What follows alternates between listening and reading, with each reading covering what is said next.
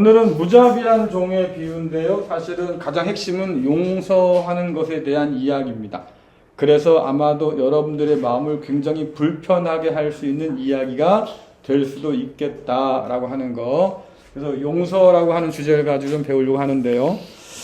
자, 최근 우리 사회에서 복수를 강조하는 소리를 들어본 적이 있나요? 언제 어디서 들었으며 구체적으로 어떤 내용이었습니까? 자, 복수에 관한 얘기를 들은 적이 있어요? 보복한다 뭐 이런 거. 영화, 드라마 단고소재 얘기도 하고 영화나 드라마에 자 드라마 같은 일상이 펼쳐지기도 하죠.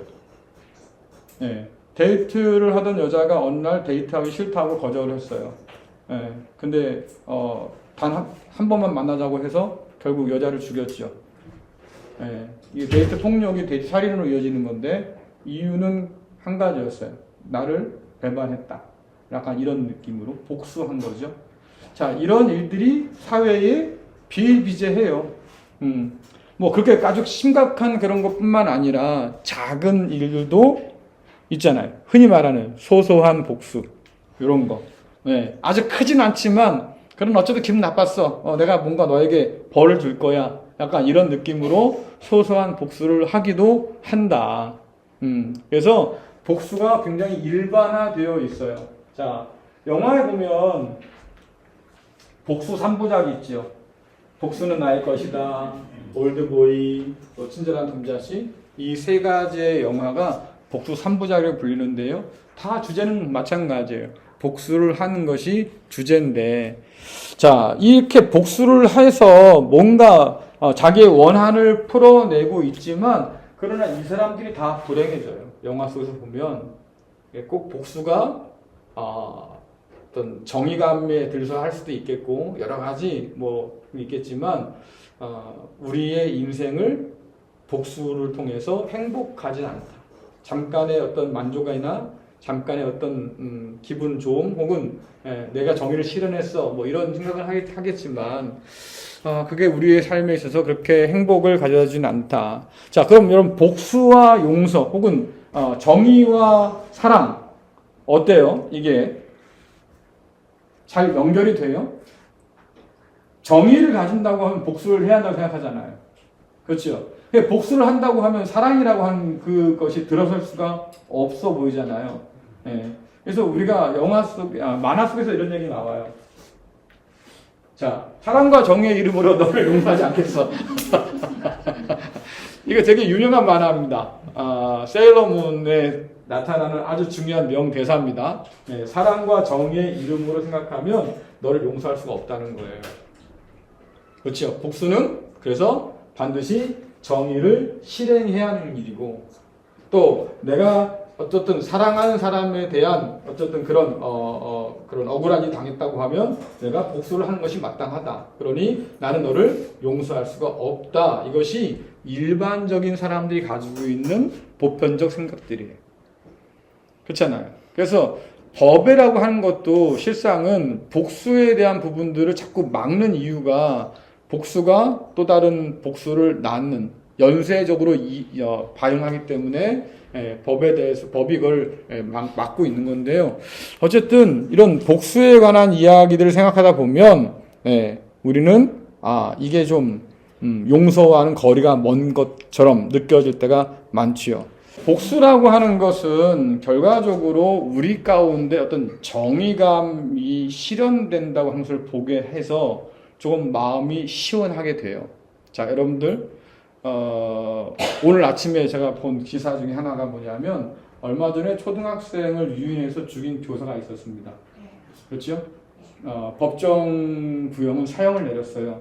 그런데 그 조사하는 과정 가운데 지금 하나의 논란이 된 것이 뭐냐면 범행을 저지른 그 당시에 이 사람의 정신 상태가 심신미약이었다는 게 증거가 나왔어요. 자, 이제 법정이 어떻게 판단할까 문제겠지요. 심신미약을 주장할 거예요. 자, 그래서 사형을 언도했던 것이 법정에서 감형이 될 수도 있고요. 뭐 무기징역이 아닌 그보다 훨씬 더 밑으로 떨어질 수도 있는 거죠. 자, 그러면 여러분 같으면 어떻게 하겠어요?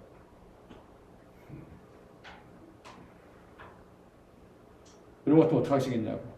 만약에 판사가 심신미약이었다고? 알았어. 그래서 판결을 더 내려서 낮춰줘서 형량을. 그럼 여러분들은 그것을 받아들일 수 있겠어요? 그렇죠. 못 받아들이지요. 힘들어요. 자, 그런데 만약에 뒤집어서 그 형을 받을 사람이 나라고 하면 여러분 어떻겠어요? 좀 달라지겠죠. 그러니까 제가 드리고 싶은 얘기는 뭐냐면 우리에겐 그런 정의감이 있어요. 그것은 옳지 않아. 정의는 실현돼야 돼. 그럼 그 사람은 그에 해당하는 벌을 받는 게 맞겠죠. 네. 심신미약을 주장해서 그 사람이 형이 감형된다? 아마 이거 인정하기 쉽지 않을 거예요. 더군다나 그들의 그 아이의 부모였다고 하면 이건 감당할 수 없는 일이 되겠죠. 자, 그래서 복수라고 하는 것은 결국 우리의 정의감이라고 하는 것. 그래서 우리 가운데 복수는 정당해라고 하는 생각들이 있다고 하는 것이고, 대놓고 말이지 아주 큰 복수를 할 수 없어도 그렇기 때문에 사소한 그런 복수 정도. 예를 들면 뭐 신발에 압정을 집어넣는다든가 뭐 이런 정도, 그런 정도의 사소한 복수 정도를 할 수도 있겠다. 그것이 왜 우리가 정의감을 가지고 있기 때문에. 자, 그렇다고 하면 사람들이 복수를 좋아하는 이유, 영화를 보면 뭔가 기분 좋잖아요. 드디어 악한 녀석이 심판을 받는구나, 이런 짜릿한. 서부 영화나 이런 걸 보면 항상 악이 등장해요. 막강한 악이 등장하는데 마지막 가면 그 주인공이 결국은 이기잖아요. 그럴 때 어떤 카타르시스가 느껴진단 말이에요. 속 시원하다. 저건 저렇게 돼야 맞다. 그렇단 말이죠. 자, 요걸 잠깐 뒤집어서 아까 말씀드린 것처럼 악인이 심판받는 게 마땅해요.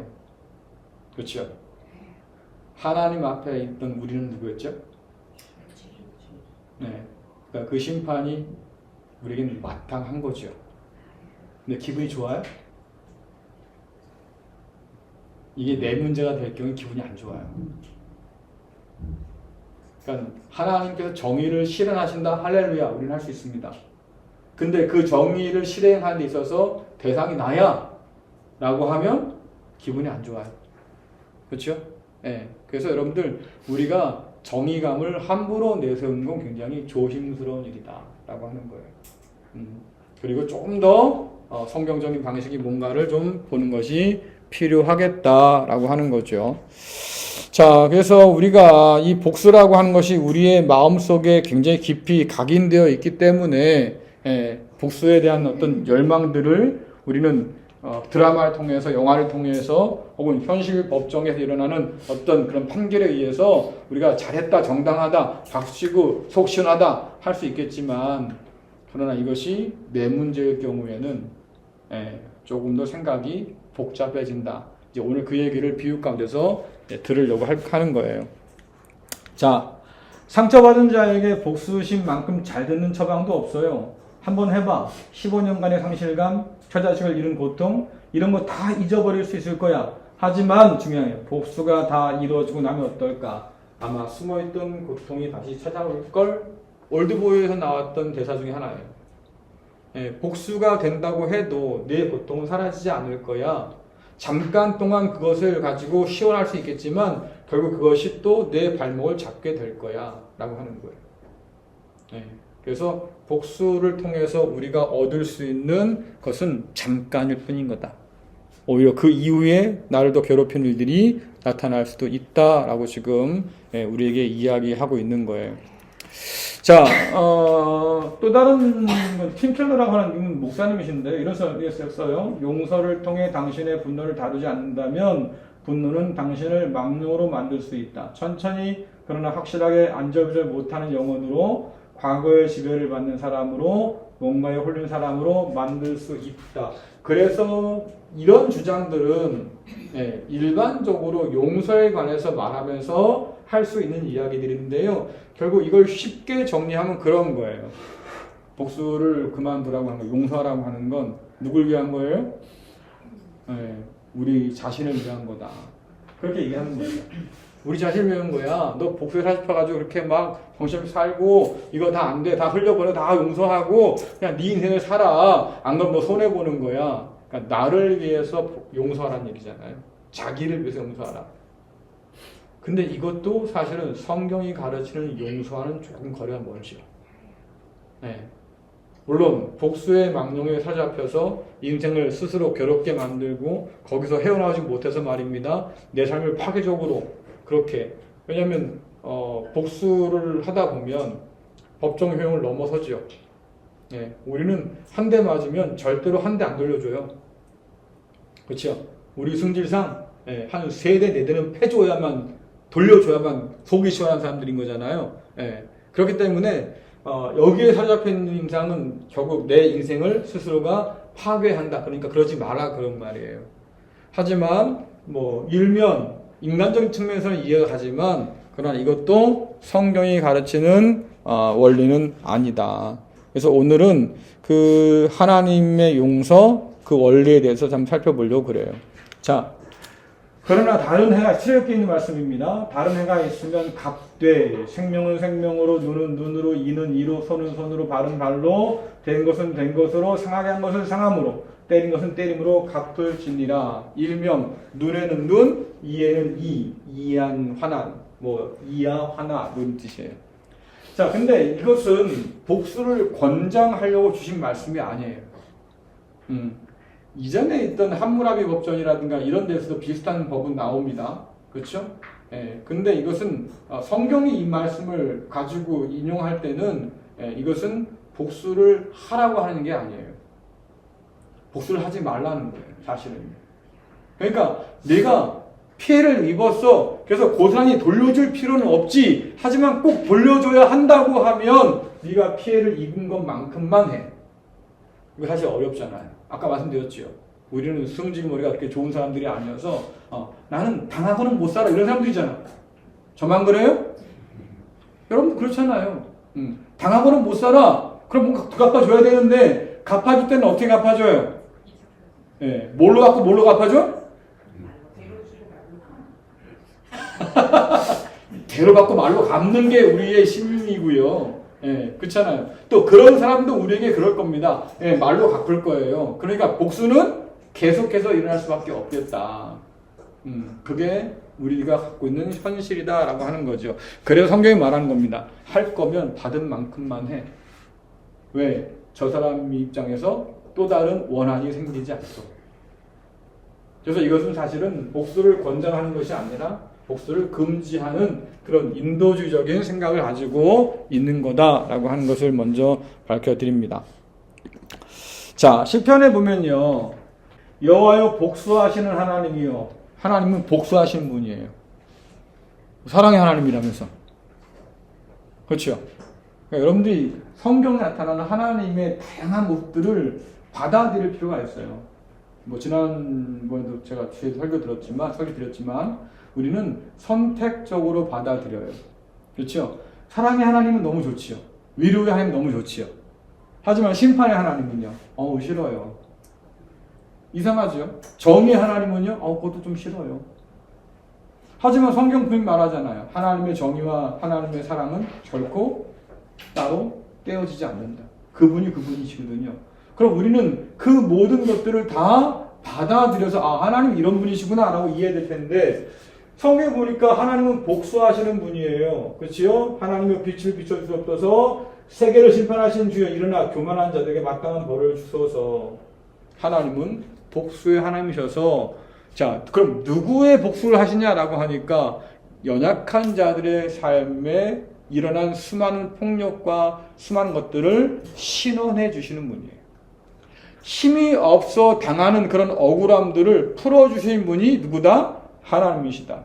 그러니까 가난한 자, 예를 들면 고아와 과부와 그리고 객들이 있는데 이 사람들이 유대 사회에서, 이스라엘 사회에서 가장 약한 자들을 대변하는 사람들인 거예요.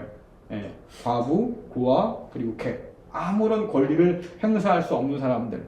그런데 그들을 너희들이 잘 대해줘야 될 텐데 잘 대해주지 않아서 그들이 나에게 부르짖으면 힘이 없으니까, 백이 없고 돈이 없으니까 그들이 할 수 있는 건 그냥 뭐밖에 없어요. 하나님밖에 없다 그 말. 하나님, 내가 이렇게 억울함을 당했어요. 그렇게 막 기도하고 울부짖으면 내가 가만히 있지 않을 거야 라고 말씀하셨거든요.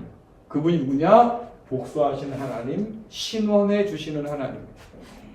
자, 과거에는요, 과부들이 되게 살기가 어려웠어요. 네, 과부라 해서 그냥 단순하게 남편이 없는 여자가 아니고요, 자식도 없는 사람들. 정말 힘들었거든요. 근데 어쨌든 자녀 여자에게도 유산이 주어져서 말입니다. 요만한 땅을 가지고 거기서 살고 있는데 땅마다 지금이야 뭐 이렇게 그 땅을 이렇게 측량하는 사람들이 측량사 와서 이렇게 금을 그런 게 있잖아요. 지도상에 표면적으로는 안 보인단 말이에요. 근데 옛날에는 이 땅 여기까지 내 땅이야 경계선을 세워놨어요. 경계선을 세워놨는데 밤에 부자가 말이죠 종을 시켜가지고 경계석을 이렇게 저쪽으로 민 거예요. 그럼 누구 땅이 넓어져요? 부자 땅이 넓어지지요. 그러니까 밤에 몰래 이렇게 밀어놓는 거예요. 아침에 일어나니까 과부가 보니까 말입니다. 자기 땅 경계가 이만큼 들어와 있어요. 아니다 이거 어저께 내가 분명히 봤다. 우리 이 경계석이 저 나무랑 같은 데 있었다. 아니라 그 말이지. 그러니까 이거 가지고 또 이제 소송을 걸어. 그래서 내가 억울함께 땅을 뺏게 생겼습니다. 날 좀 봐주십시오라고 했는데 법정에서 뭐라고 그러냐면 이거 부자가 맞다고 믿는 사람 편을 들어준 거예요. 그러니 과부가 졸지에 자기에게 남겨진 그 땅마저 뺏게 생겼잖아요. 그럼 어디 가서 화해해야 돼요? 누가 들어주겠다고? 그래서 하나님께 부르짖는다 그 말이에요. 이 억울함을 하나님 빨리 풀어주십시오. 그래서 너희가 정의를 굳게 만들고 법정이 부자가 탐욕을 가지고 과부 것을 빼앗고 이 악에 대해서 너희가 풀어주지 않으니 내가 풀어줄 거야. 그래서 하나님은 신원하시는 하나님이에요. 복수하시는 하나님이에요. 그러면 이 하나님은 어떤 하나님이에요? 정의로운 분이시죠? 그렇죠? 정의로운 분이시죠. 대신에 피를 우리 손에 묻히지 않게 하시죠. 그래서 복수는 나의 것이 아니라 누구 거예요? 하나님 것이다. 그 얘기를 지금 하고자 하는 거예요. 자, 로마서입니다. 내 사랑하는 자들아 너희가 친히 원수를 갚지 말고 하나님의 진노하심에 맡기라. 기록되었을 때 원수 갚는 것이 내게 있으니 내가 갚으리라. 내가 갚아줄게. 자, 주님 말씀에 의하면 원수가 줄이거들랑 먹을 것을 주어라. 목마르거든 마실 것을 주어라. 축복해 주어라. 그렇게 얘기하잖아요. 왜 그러겠어요? 왜 그러겠어요? 더는 일을 크게 만들지 말라 그 말이에요. 가만히 있겠냐 그 말이지. 그럼 되면. 근데 억울한 건 알겠는데 오히려 더 이상 일이 커지지 않도록 조심하는 게 좋겠다 이런 말이겠는데요. 그래서 원수 갚는 게 하나님께 있어요. 내가 갚을 거니까 너희들은 가만히 있어. 네 손에 피 묻히지 마. 내가 알아서 할게. 이게 하나님의 뜻이라 그 말이에요. 그럼 여러분 생각해 보세요. 내가 복수하는 게 더 뭡니까? 무서울까요? 하나님의 심판하는 게 무서울까요? 이건 그렇지요. 그러면 여러분들 내가 복수하는 게 낫겠어요? 하나님께 맡기는 게 낫겠어요? 그래서 말씀하는 거예요. 굳이 더 크게 일 키우지 말아라. 내가 알아서 해줄 테니까. 이게 이렇게 되면 이제 또 우리는 속에서 천불이 나는 거지. 왜? 그럼 언제 해줄 건데? 지금 당장 내 눈앞에 저게 거꾸로 될 텐데 하나님 언제? 그래서 여러분들 그렇게 사람들이 시편 보면 그런 거 나오잖아요. 악인이 형통함 보고 이 시인이 시험에 들었어요. 내가 미끄러질 뻔했다 이런 표현이 있죠. 시험에 들었어요. 왜? 어떻게 저 악인이 두 눈을 붙들고 살 수 있습니까? 어떻게 저 악인이 말입니다. 심판도 받지 않고 건강하게 살 수 있습니까? 가난한 사람들은 핍박받고 막 그래서 어렵게 힘들게 살다가 결국 죽는데 저 같으면 죽지도 않고 오래 삽니다. 하나님 도대체 어떻게 된 겁니까? 막 승질이 났어. 그래서 화가 난 김에 또 기도하겠다고 성전에 들어갔다가 하나님께 혼났죠. 이제 내가 알겠습니다. 왜? 하나님이 정의의 하나님이셔서 여전히 성전의 보좌에 좌정하고 계시는구나. 그리고 그 악한 자들을 그냥 두지 않으시고 반드시 약속한 대로 심판할 때가 오겠구나. 그래서 그가 발견한 게 뭡니까? 풀이 이렇게 막 일어나고 꽃이 막 펴도 그러나 낯질 한 번이면 다 끝나는 거고, 그렇죠? 된소리 한 번 맞으면 다 끝난다. 악인의 심판도 그렇게 갑자기 온다. 그래 그때까지 인내하고 하나님의 정의를 기다리면서 믿음을 가지고 살아가는 것이 훨씬 더 나은 일이다라고 결론을 내리잖아요. 그러니까 여러분들 복수라고 하는 것, 원수 갚는 것, 결국 피가 피를 불러올 일들에 대해서 하나님이 계속해서 지금 경고하고 막고 계신 거다. 자, 무자비한 종의 비유를 통해서 우리는 세 가지를 배울 텐데요. 그리스도인은 얼마나 용서해야 될까? 문제 참 어려워요. 두 번째는 그리스도인은 용서를 받은 사람인 것을 기억해라 라고 하는 것이고, 그리스도인은 타인을 용서한 데까지 나가야 된다 라고, 내가 용서받은 것을 끝나서는 안 된다 라고 분명히 말하고 있습니다. 자, 이 세 가지가 실상 우리에게 어떻게 적용될 수 있을까를 이제 고민하는 거예요. 자, 마태복음에 보면 그때 베드로가 나와 이르되 주여 형제가 내게 죄를 범하면 몇 번이나 용서하여 주리이까? 7번까지 하오리까? 자, 몇 번까지 용서해 줘야겠어요? 여러분 같으면 여러분 성질에 어떻게 몇 번 용서하실 수 있겠어요? 나는 지고는 못 살아요. 나는 그냥은 참고 못 살지. 뭐 이런 게 만약에 여러분들 성정이라고 하면 아마 한 번도 어려울걸요. 그렇잖아요. 근데 자, 베드로가 뭐라고 했냐면 내가 하나님 주님 7번까지는 할 수 있을 것 같은데 대단한 거예요. 왜냐면 그 당시 랍비가 율법으로 뭐라고 하셨냐면 그냥 3번은 용서해 줘라 그랬어요. 우리가 얼마나 참아야 됩니까? 3세판은 참아봐야 되는 거지. 가위바위보만 3세판이 아니고 용서도 3번까지는 해줘야 돼. 하지만 3번까지 했지만 그가 계속해서 그런 잘못을 저지른다고 하면 받아줄 필요 없지. 약간 이런 느낌이잖아요. 근데 베드로는 몇 번 더 썼어. 그렇죠? 무려 배가 넘는 걸 썼어요. 7번 정도면 될까요? 라고. 근데 이 7자에 대한 숫자가 7이라는 숫자가 완전수라고 그러지요. 어쨌든 간에 베드로는 자기가 할 수 있을 만큼의 최대한을 해서 그래도 내가 예수님 제자인데 7번은 해봐야지. 이런 얘기를 꺼내 놓은 거예요. 자, 그런데 어쨌든 당시의 보편적 율법이 가르치는 기준보다도 더 높은 용서의 기준을 가지고 7번까지 해줄 수 있겠는데요 라고 하니까 주님께서 좀 이상하게 말하죠. 자, 그러면 먼저 용서를 어떻게 정의할 수 있을까? 용서가 뭐예요? 용서가 뭘까요? 없던 일 해주는 거. 좋아요. 네? 자기 죄를 회개하는 거? 그거 하는 거겠고. 자기 죄를 회개하는 거? 네, 그럴 수 있고요. 자, 없애는 거. 자, 하나님께서 말씀하신 용서도 비슷해요. 기사님 말씀하신 것처럼 내가 기억조차 하지 않을 거다.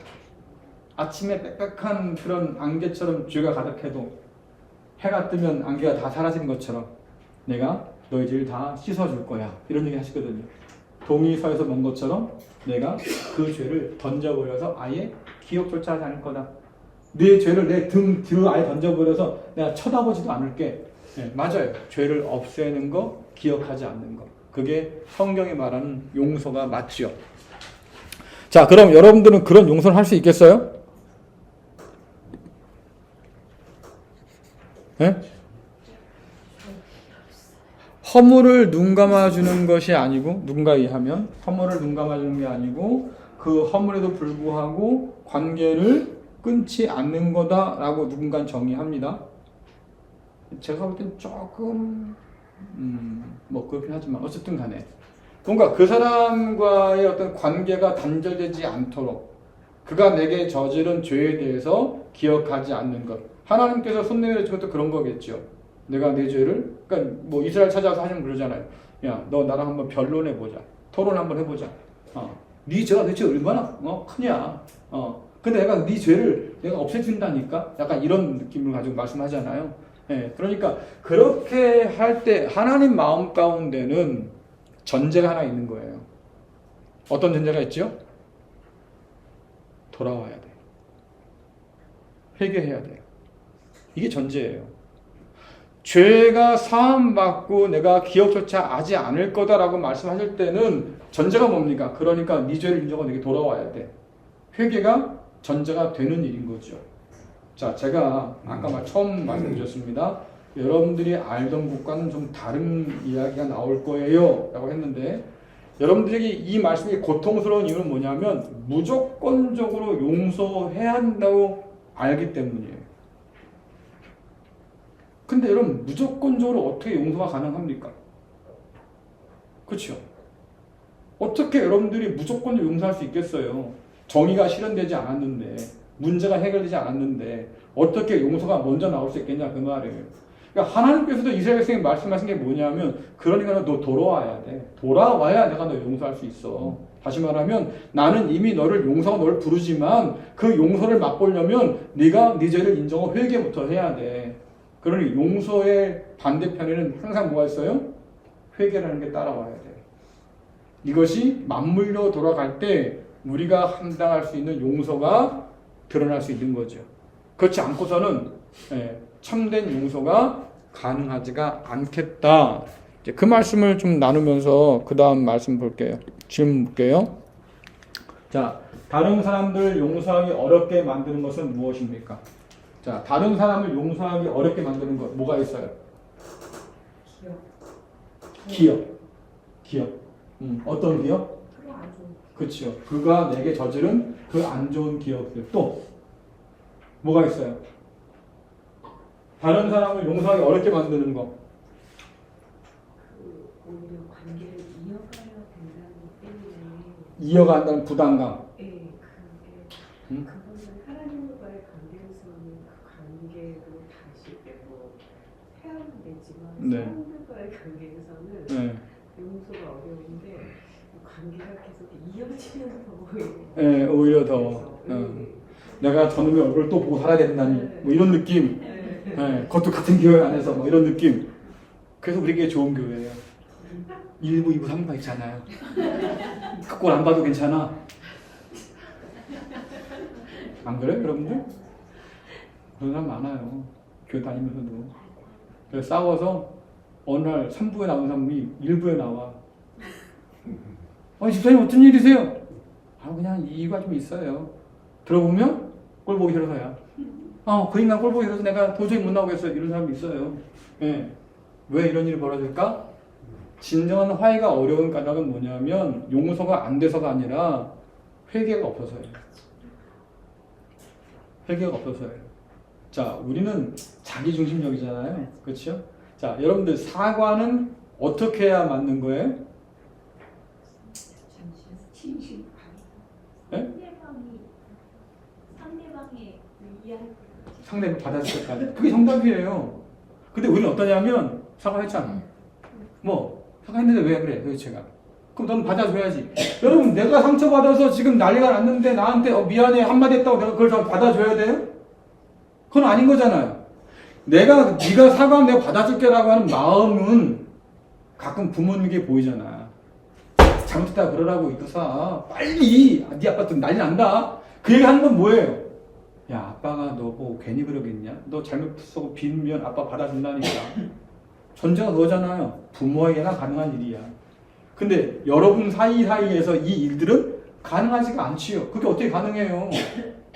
더군다나 사과 한번 툭 해놓고 나서 내가 사과했는데 그게 뭐 대단히 뻔뻔하게 상대방이 받을 준비가 안 돼 있다고요. 그러면 진정한 사과라고 하는 것은 상대방이 받아줄 수 있을 때까지, 그렇죠? 자신을 낮추고 미안하다 말하고 내가 어떻게 하면 될까 뜻을 구하고 그렇게 어렵게 쌓아가는 과정들이 화해의 과정이고 관계 회복의 과정인 거예요. 그렇죠? 근데 대부분 어떠냐면 그럴 마음이 없어. 나 중심이야. 사과했는데 그래서 제가 못해서 그런 거야. 내가 사과했는데 사과를 안 받아줘. 제가 못된 거야. 여러분 이러면 사과를 받아줄 수가 없지요. 그래서 문제가 생기는 거예요. 그래서 우리가 용서하기가 어려워진다. 법정에 들어가요. 아들을 죽인 사람이 법정에 들어가요. 근데 어쨌든 그 사람이 딱한 처지를 듣기도 했었고 그래서 이 사람 부모 마음에 저 사람들을 어떻게 하든 좀 그래 선처를 해줄까 이런 마음이 있어요.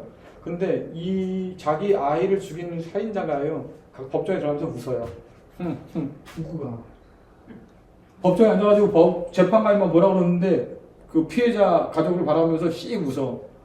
여러분, 그 고통을 어떻게 견뎌요? 용서할 수가 없는 거지.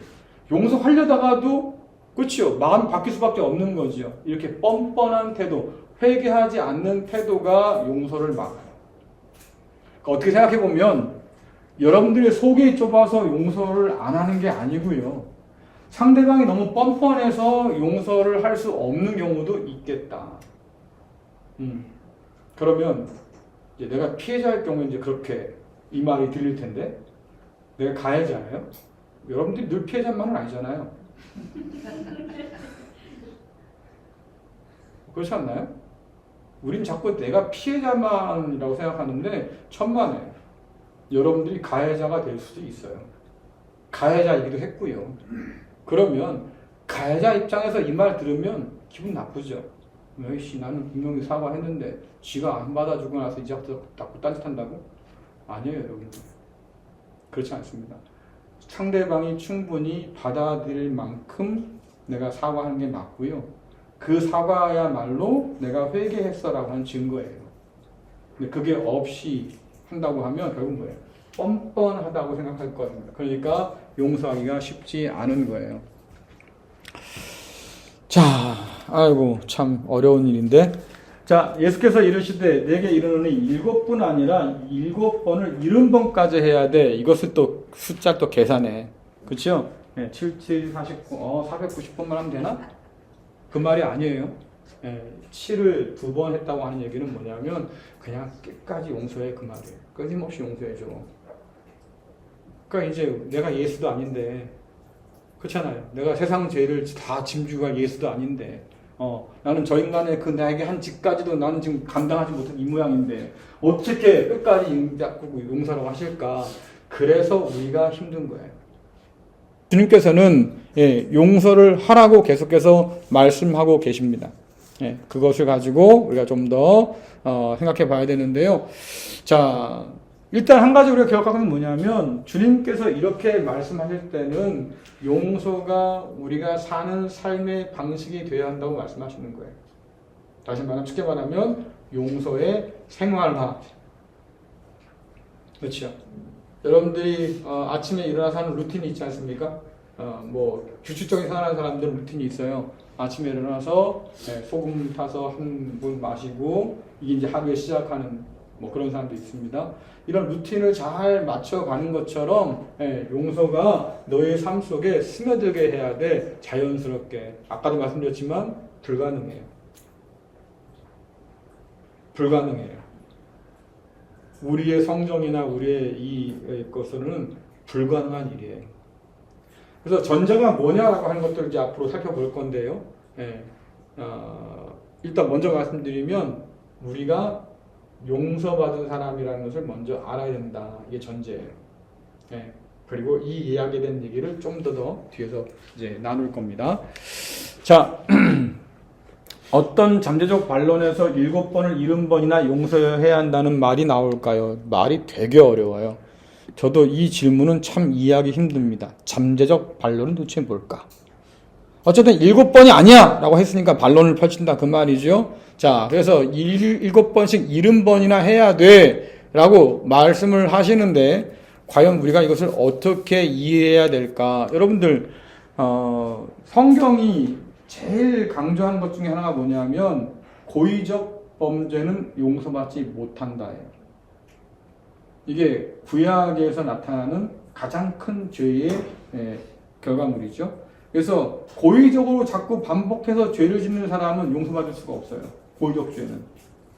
우발적인 죄에 대해서는 재물도 드리고 뭐 해서 용서받을 때도 있고, 심지어 살인을 우발적으로 했어요. 사고가 났으니까. 그럼 그거에 대해서 어떻게 합니까? 도피성으로 일단 피해요. 피해서 정당한 법 집행을 통해서 무죄 판결을 받을 수도 있습니다. 정상이 참작되어서. 하지만 고의성을 가지고, 오늘날도 그렇잖아요. 고의적으로 뭔가를 계획해가지고 했다고 하면 심지어 미수에 그쳤다 할지라도 죄가 작지가 않지요. 가중처벌 받아요. 마찬가지. 구약이 우리가 전해진 건 그거예요. 고의적으로 범죄한 것에 대해서는 용서받지 못한다. 그래서 하나님을 능멸한 죄에 대해서는 결국 목숨으로 갚을 수밖에 없는 일들이 벌어지는 것처럼. 자, 그래서 베드로가 했던 아까 말씀드린 것처럼 용서는 굉장히 그 시대의 통상적 기준보다 높은 거였지만, 그러나 주님께서는 그게 최선이 아니라는 거예요. 주께서 원하시는 것은 지속적으로 내가 용서할 수 있어야 된다. 삶이 그 용서를, 하나님께 받은 용서를 반영할 수 있어야 된다고 우리에게 가르쳐 주는 거죠. 자, 교회 안에서 이루어지는 은혜와 용서는 믿지 않는 사람에게 어떤 영향을 줄까요? 사실은 되게 어려운 문제입니다. 교회 안에서 이루어지는 은혜와 용서가 있을까요? 궁금한 거예요. 있냐고요? 말씀에 근거한 은혜와 용서가 교회 안에서 이루어지는 거 아닌가요? 그러니까 뭐 다 좋은데 실질적으로 용서받냐고요? 실질적으로 은혜와 용서가 아닌데 말씀에 선포되거나 사람들이 말하는 대화 속에서 말하는 그거는 교회 안에서고, 그게 믿지 않는 사람들한테 봤을 때는 그게 믿어지지 않는 거죠. 그러니까 우리가 이질감 있는 네, 맞아요. 용서와 은혜인 거를 말하는 거 아닌가 싶어요. 그게 많이 맞는데요. 네. 제가 궁금한 건 그겁니다. 우리는 교회 안에서 용서받을까요? 만약에 제가요 심각한 죄를 졌어요. 여러분 저를 용서할 수 있을까요? 약간 이럴 거야. 그러지 않을까요? 미국에 굉장히 유명한 목사님이 계셨어요. 근데 이분이 영성 쪽으로 굉장히 책도 잘 쓰시고 굉장히 유명한 목사님이신데요. 이분이 제가 기억하기로 하여튼 굉장히 심각한 죄를 졌어요. 심각한 죄를. 자, 그러면 성숙한 교회는 어떻게 처리하냐면, 목사님 목회 내려놓으십시오. 사임을 시켜요. 그리고 기도원에 보내요. 기도원에 가서 당신의 죄를 씻고 사죄하시고 회개하시고 회복하십시오. 시간을 줘요. 몇 년이 지난 다음에 교회 지도자들이 다시 그 목사님 찾아가요. 목사님 이제 다시 우리에게 오셔서 설교해 주세요. 여러분 가능하겠어요? 제가 말한 그거예요. 그런 용서와 그런 은혜가 교회 안에 있을까요?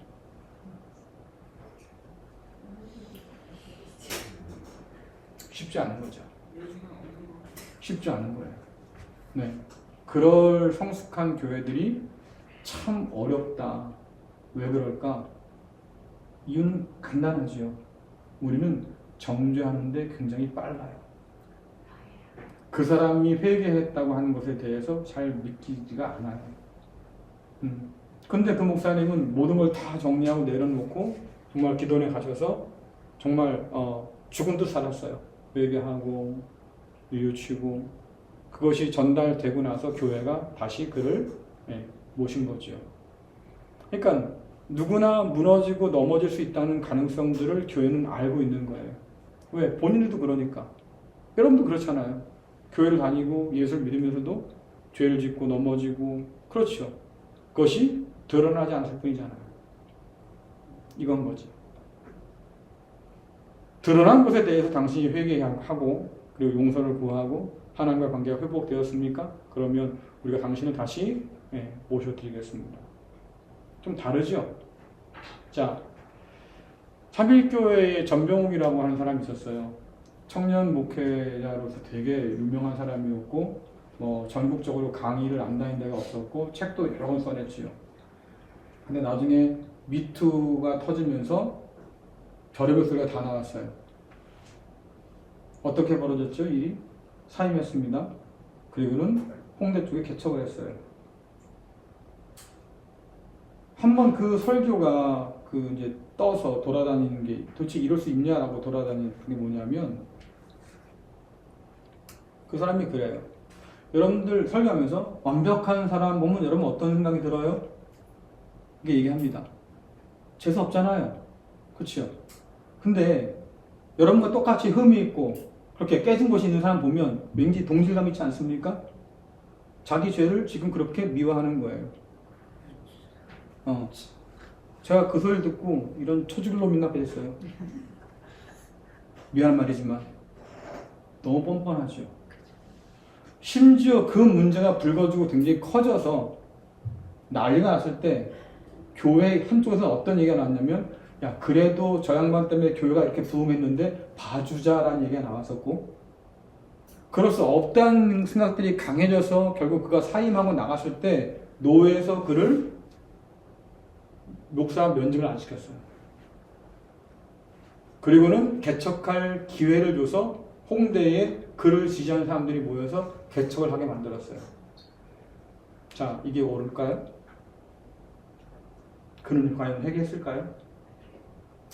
그 교회에서 다시 모셔간 그 목사님 같은 경우엔 자숙의 기간뿐만 아니라 정말로 깊이 회개하고 뉘우치면서 그 교회가 다시 그를 불러서 목양을 할 수 있도록 맡겨준 굉장히 성숙한 모습을 보여줬지만 우리나라에 일어났던 이 대대적 사건 같은 경우에는 그런 회개도 없어요. 그럼 제가 한마디 여쭤볼게요. 그 사람들은 왜 그 전명 목사를 따라간 걸까요? 믿어서? 죄가 다 드러났는데? 사람에게 빠진 거예요. 스타 목사였으니까. 제가 몇 번 말씀드리잖아요. 목사를 다 믿지 마세요. 여러분과 똑같은 사람이기도 하고 연약함을 갖고 있는 사람이기도 하고 넘어질 수도 있고 쓰러질 수도 있고 충분히 그런 역할들을 여러분에게 실망을 줄 수 있는 일들이 많을 수 있다 그 말이에요. 그렇기 때문에 그 목사에게 빠지고 나니까 그 죄가 안 보이는 거예요. 그러니까 그렇게 제대로 회개하지도 않은 사람에게 교회를 맡기고 다시 목회할 수 있도록 길을 열어주고 지금도 뻔뻔하게 그렇게 다니고 있어요. 그래서 우리가 세상 사람의 중요한 게 뭡니까? 교회는 자정 능력을 잃어버렸구나. 그렇죠? 교회는 자기의 문제들을 걸러서 해결할 그런 능력이 없구나. 그러니까 사회법으로 그 문제가 불거지기도 하고 세상에 공개적으로 드러나서 망신되기도 하고 하나님의 영광을 드러내야 할 교회가 하나님의 영광을 가리는 그런 가림막이 되기도 하고 이 끔찍한 일들이 벌어지고 있는 거죠. 회개와 용서는 그래서 중요한 거예요. 교회가 성숙하기 위해서는 반드시 충분한 회개가 이루어져야 할 것이고 그 회개한 자에 대한 용서가 반드시 필요하다. 이것이 있을 때 비로소 교회가 건강할 수 있다고 생각하는데 그러나 그렇지 못할 때는 회개한 사람이 용서받지 못하고요. 심지어 회개하지도 않아요. 제가 한번 설교 가운데 그러지요. 그러니까 뻔뻔하다. 제가 왜 이 말을 쓰겠어요? 하나님의 은혜 가운데 부름받아 왔다고 하는데 당신은 뻔뻔해! 라고 하는 말을 제가 왜 하겠어요? 제 눈에 보이거든요. 그런 사람들이. 뭐가 그렇게 당당한지 뭐가 그렇게 잘났는지 모르겠지만 자기가 충분히 범죄해놓고 나서도 그것이 죄인 줄 모르고 오히려 교회를 욕하고 뻔뻔하게 고개를 들고 다니고 저는 이 상황들 나쁘게 안 돼요. 그래서 제가 묻는 거죠. 그런 사람들을 용서해야 됩니까? 오늘 용서의 주제가 갖고 있는 또 다른 문제가 바로 이 문제예요. 교회 공동체 안에서 회개할 줄 모르고 여전히 뻔뻔한 그들을 교회는 어떻게 처리해야 될 것인가. 그 문제를 이제 앞으로 또 다뤄볼 수 있겠지요. 자, 두 번째는 그리스도인은 용서를 받은 자들이다. 이것을 우리가 먼저 기억할 필요가 있겠다. 이게 정말 중요한데요. 주님께서 베드로의 이야기를 듣고 나서 이런 비유를 말씀하셨어요. 그러므로 천국은 그 종들과 결산하려 하던 어떤 임금과 같다. 자, 천국은 임금과 같다. 이렇게 얘기해요. 다시 말하면 어떤 임금이냐? 종들과 결산하던. 그 얘기가 뭐냐면 천국이라고 하는 곳은 결국 결산한 곳이다라는 뜻이에요. 그렇죠? 자, 그래서 결산할 때 보니까요. 만달란트 빚진 자가 나타났어요. 자, 그럼 만달란트 얼마나 될까요? 만달란트 이게 사실은 어떤 의미냐면 갚을 수 없다는 전제가 되는 단어죠. 그러니까 만당한테 빚 졌다 얘기는 뭐냐면 이 사람은 빚을 갚을 수가 없다. 그렇죠. 이미 그는 파산한 사람인데 왕이 그 문제를 가지고 오기까지는 그냥 있던 사람인 거죠. 다시 말하면 문제가 덮여 있다가 결산할 때가 되어서 이제 드러나게 되었다. 드러나 보니까 그는 이미 파산한 사람인 것이 드러났다 그 말이에요. 자, 그래서 데려와서 갚으라 하니까 갚을 것이 없어요. 이 얘기는 뭐냐면 갚을 능력도 없고, 그렇지요? 갚을 방법도 없고, 누구한테 가서 꿀 수도 있는 돈이 아니에요. 일반 달란트 엄청 큰 돈이니까. 자, 그래서 주인이 명해서 뭐라 그러냐면 그 몸과 아내와 자식들과 모든 소유를 다 팔아 갚게 하라. 이게 율법이에요. 그 당시의 법으로는 빚을 갚지 못하면 내 처자식을 팔아서라도 빚을 갚으라고 말할 수 있는 권리가 있던 거예요. 주인한테. 심지어 내 처자식을 다 팔아서 노예로 네가 살아서 그 노예로 살면서 얻은 돈을 가지고 내 빚을 갚아라 라고 해도 아무 소리 할 수 없는 이건 정당한 권리인 거예요. 그러니까 우리가 볼 때 그 주인 너무 그거 좀 그러네 사람이. 그게 아니라 이것은 그 당시에 주인이 행사할 수 있는 마땅한 법적 권한이었다라고 하는 거죠. 자, 우리가 아까 살펴봤습니다. 저와 여러분이 하나님 앞에서 죄인이지요. 자, 하나님 앞에 죄인 우리가 얻을 수 있는 마땅한 게 뭐라고 그랬어요? 성경에서 보니까. 예? 우리가 죄인이라니까요. 우리가 죄인인데 우리가 하나님께 받을 마땅한 게 뭐냐고요. 좀 바꿔놓고 생각할게요. 그러면 여러분의 죄를 지은 사람이 있어요. 그렇죠? 그럼 그 죄를 지은 사람한테 여러분이 할 수 있는 건 뭐예요? 정당한 게 뭐예요? 고발하고, 그렇죠? 고소해서 벌받게 만들고 마찬가지잖아요. 우리가 하나님께 죄를 지었으니까 하나님께서 우리에게 진노를 하시는 게 맞고 심판하시는 게 맞고 정당한 권리다 그 말이에요. 하나님 입장에서 보면 정당한 권리다. 그런데 그 종이 엎드려서 절했어요. 뭐라고 그럽니까? 잠깐만 참아주세요. 다 갚겠습니다. 이 얘기는 어떤 의미냐면 일단은 인정한 거예요. 내가 갚을 수 없는 빚을 지고 있습니다. 어떻게 하든 한번 해볼게요. 해볼 수 있어요? 없어요? 없다니까. 해볼 수가 없어요. 뭐 어떻게 해볼 도리가 없어요. 1만 달란트라고 하는 것은 그런 게 시간을 준다고 갚을 수 있는 것도 아니고요. 그 가족을 몽땅 다 종으로 팔아 넘긴다고 해서 갚을 수 있는 돈도 아니에요. 심지어 이렇게 돈을 갚는다고 자식들을 다 팔아 넘겼다? 그러면 그 자식들은요, 그 돈을 다 갚기까지 종사를 해야 될 텐데 1만 달란트란 돈을 갚으려면요, 평생을 종사를 해도 못 갚아요. 그 자식의 자식이 갚아도 못 갚을 돈이라 그 말이에요. 그런데 그걸 어떻게 갚겠다고? 그러니 저것은 불가능한 이야기다. 시간을 준다고 해결할 수 있는 일이 아니니까. 자, 그 얘기는 뭐냐면 결국 그는 이미 파산한 사람이다. 그렇죠? 파산한 사람.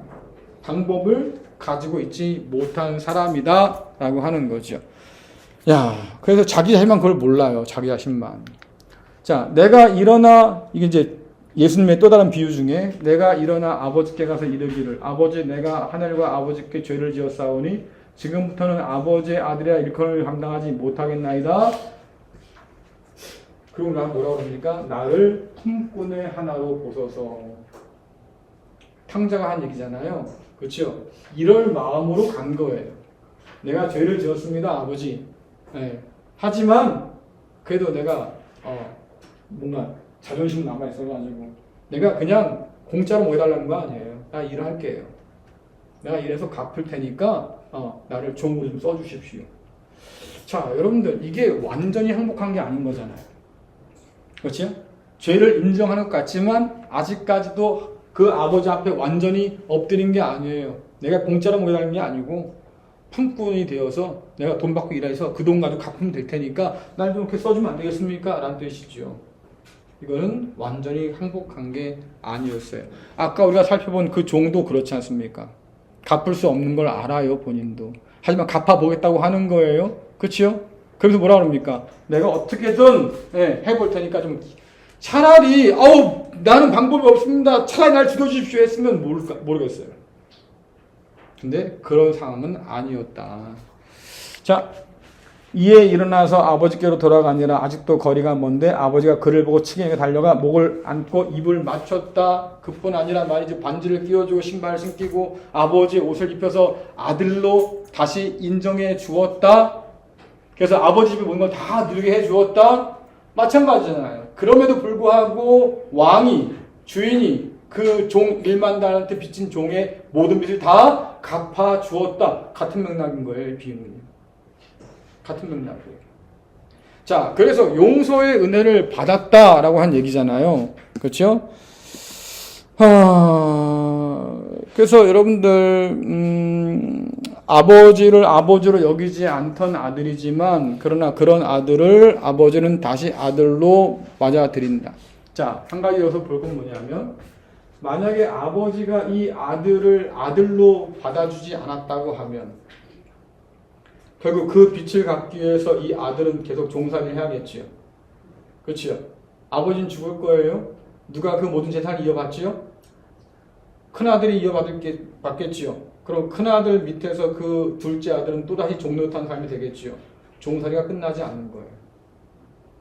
그러니까 아까 그 1만 달러 빚진 사람도 마찬가지요. 어쨌든 갚아보겠습니다. 뭐 갚을 방법이 뭐였어요? 딸이라도 팔고 아들도 팔고 나도 내 몸을 돈으로 팔아버릴게요. 자, 그래서 그 돈 받기까지 대를 이어서 계속해서 그 꼴을 당하겠다 그 말을 하잖아요. 그죠? 이걸 어떻게 그냥 두겠어요, 하나님께서. 그러니까 그냥 품고 안아주시고 받아주셨다, 용서하셨다, 탕감해 주셨다라고 하는 거예요. 자, 그래서 여러분들 말씀 다시 돌아가면 그 종의 주인이 불쌍히 여겨 놓아보내며 그 빚을 탕감하여 주었다. 중요한 건 그래서 불쌍히 여기는 마음이에요. 이것이 하나님 아버지의 마음이기도 하고 이것이 우리를 구원하시는 구원의 동기이기도 해요. 하나님께서 저와 여러분의 죄만 보셨다고 하면 심판이 당연하겠지요. 근데 그런 우리를 어떻게 보셨다고요? 불쌍히 여기셨어요. 긍휼히 여기셨어요. 사실은 그 긍휼함이 오늘 하나님으로 우리를 구원케 하는 가장 강력한 동기가 된 거죠. 그래서 불쌍히 여기는 마음만 가지고 있던 것이 아니에요. 실질적으로 행동으로 옮기게 되었죠. 이스라엘 백성들이 애굽에서 핍박받고 고난받고 있을 때 하나님이 내려와 보셨잖아요. 그렇죠? 그리고 그들을 건져내셨어요. 불쌍히 여긴 것뿐만 아니라 그들을 실질적으로 건져내셨어요. 자, 예를 들면 배고픈 사람 있다고 그러잖아요. 야고보서에 보니까 야, 누가 배고픈데 형제가 배고픈데 말이죠. 밥 먹어. 밥을 주면서 먹으라고 해야지. 그렇죠? 그냥 말만 하면 무슨 소리냐 그 말이에요. 그러니까 긍휼의 마음이라고 하는 것은 뭐로 이어져야 됩니까? 실질적으로 그를 돕는 방향으로 움직여야 된다. 그러니까 1만 단탄을 빚져가지고 이제는 가정도 다 파탄이라고 난리가 날 것 같으니까 하나님께서 그가 불쌍하니까 야 그냥 내가 다 손해를 떠 안을게. 갚지 않아도 괜찮아? 탕감해 준 거예요. 누가 손해를 봤어요? 성경에 보면 뭐라 그러냐면 아버지가 아들을 통해서 우리 대신 빚을 갚았다고 그랬어요. 그렇죠? 누가 손해 본 거예요? 그렇죠? 아버지가 손해 본 거예요. 하나님이 손해 본 거예요. 우리 때문에 우리를 용서하시기 위해서. 자, 그 진리를 우리에게 지금 보여주는 거죠. 자, 그래서 고린도 후서에 보니까 이런 말씀이 있습니다. 우리 주 예수 그리스도의 은혜를 너희가 알거니와 부유하신 이로서 너희를 위하여 가난하게 되심은 그의 가난함으로 말미암아 너희를 부유하게 하려 하십니다. 주님께서 부유한 분이시지만 가난한 파산한 우리를 위해서 자기가 친히 가난해지셨고 그로 말미암아서 우리가 대신 부유하게 되었다. 대단한 이것이 하나님께서 우리를 위해서 행하신 일이다라고 하는 거예요. 자, 여러분 왜곡이 왜 일어날까요? 왜곡. 왜곡. 오해를 하기 때문에. 왜 오해할까요? 네, 그럴 수 있겠죠. 자, 하나님에 관해서 왜곡된 생각들 할 때가 많아요. 그렇죠? 왜 그럴까요? 내기 중. 자기가 좋아하는 면만 보이려고 하니까. 그렇죠? 아까 말씀드렸습니다. 하나님께서는 공의의 하나님이기도 하시고 또 사랑의 하나님이기도 하시고 정의의 하나님이기도 하시고 긍휼의 하나님이기도 하시고 자, 그래서 가난한 자, 억울한 사람의 어떤 그런 원한들을 풀어주시는 분이기도 하시고 우리의 죄에 대해서 진노하신 분이기도 하시고 그렇죠? 근데 이거 잘 안 보여요. 이 하나님은. 왜 그럴까요? 성경에 분명히 기록되어 있는 하나님 모습인데 왜 우린 받아들이지 못할까요? 불편하거든. 그걸 받아내는 순간 어떤 일이 벌어져요? 내 죄가 심각하게 도전받으니까. 그렇지 않나요, 여러분들? 그러니까 보기 싫은 거야, 그 면을. 결국 우리가 뭐가 같냐면 꿩과 같다 그 말이에요. 네, 꿩은 적군이 자기를 잡아먹을 짐승이 오면 어떻게 해요? 네, 숲풀에 고개만 쳐박아요. 그 얘기 뭐냐면 내 눈에 안 보이면 없는 거예요. 내가 하나님 바라보는 관점이 내가 좋아하는 것들만 계속 보는 이유, 계속 그것을 강조하는 이유는 뭡니까? 반대편을 보면 내가 불리해져. 그렇죠? 그러니까 반대편을 보려고 하지 않아요. 그러다 보니까 내 죄에 대해서 심각함도 잃어버린다. 하나님 앞에서 내가 어떤 죄를 짓고 사는지에 대해서 그게 심각한지를 모른다. 자, 그러면 여러분 제가 그렇게 말씀드릴 수 있을 것 같은데요. 죄는 대상에 따라서 크기가 달라져요. 그렇죠? 예를 들면 여러분이 제 뺨을 때려 칩시다. 진짜 때리지 말고 그렇게 한번 가정해 보자고. 그죠? 제 뺨을 때렸다고 생각하세요. 그리고 여러분이 대통령의 뺨을 후려쳤다고 생각해 보세요. 그러면 제 뺨을 때린 죄가 더 크겠어요? 대통령을 때린 죄가 더 크겠어요? 저희는 전사를 어우 또 그런 리서치까지 난 맞았잖아요 이미. 그게 뭔 소용이 있어요? 자, 그런데 한번 생각해 보자고요. 누구한테 젖은 죄가 더 커요? 같이 뺨을 때린 죄지만 대통령을 때렸을 때는 얘기가 달라져요. 그렇죠? 하나님이란 분에게 우리가 죄를 지은 것과 사람에게 대해서 죄를 지은 것 보면 내가 사람을 무시한다 그것과 내가 하나님을 무시한다 이것은 같이 무시한다고 해도 크기가 다르다 그 말이에요.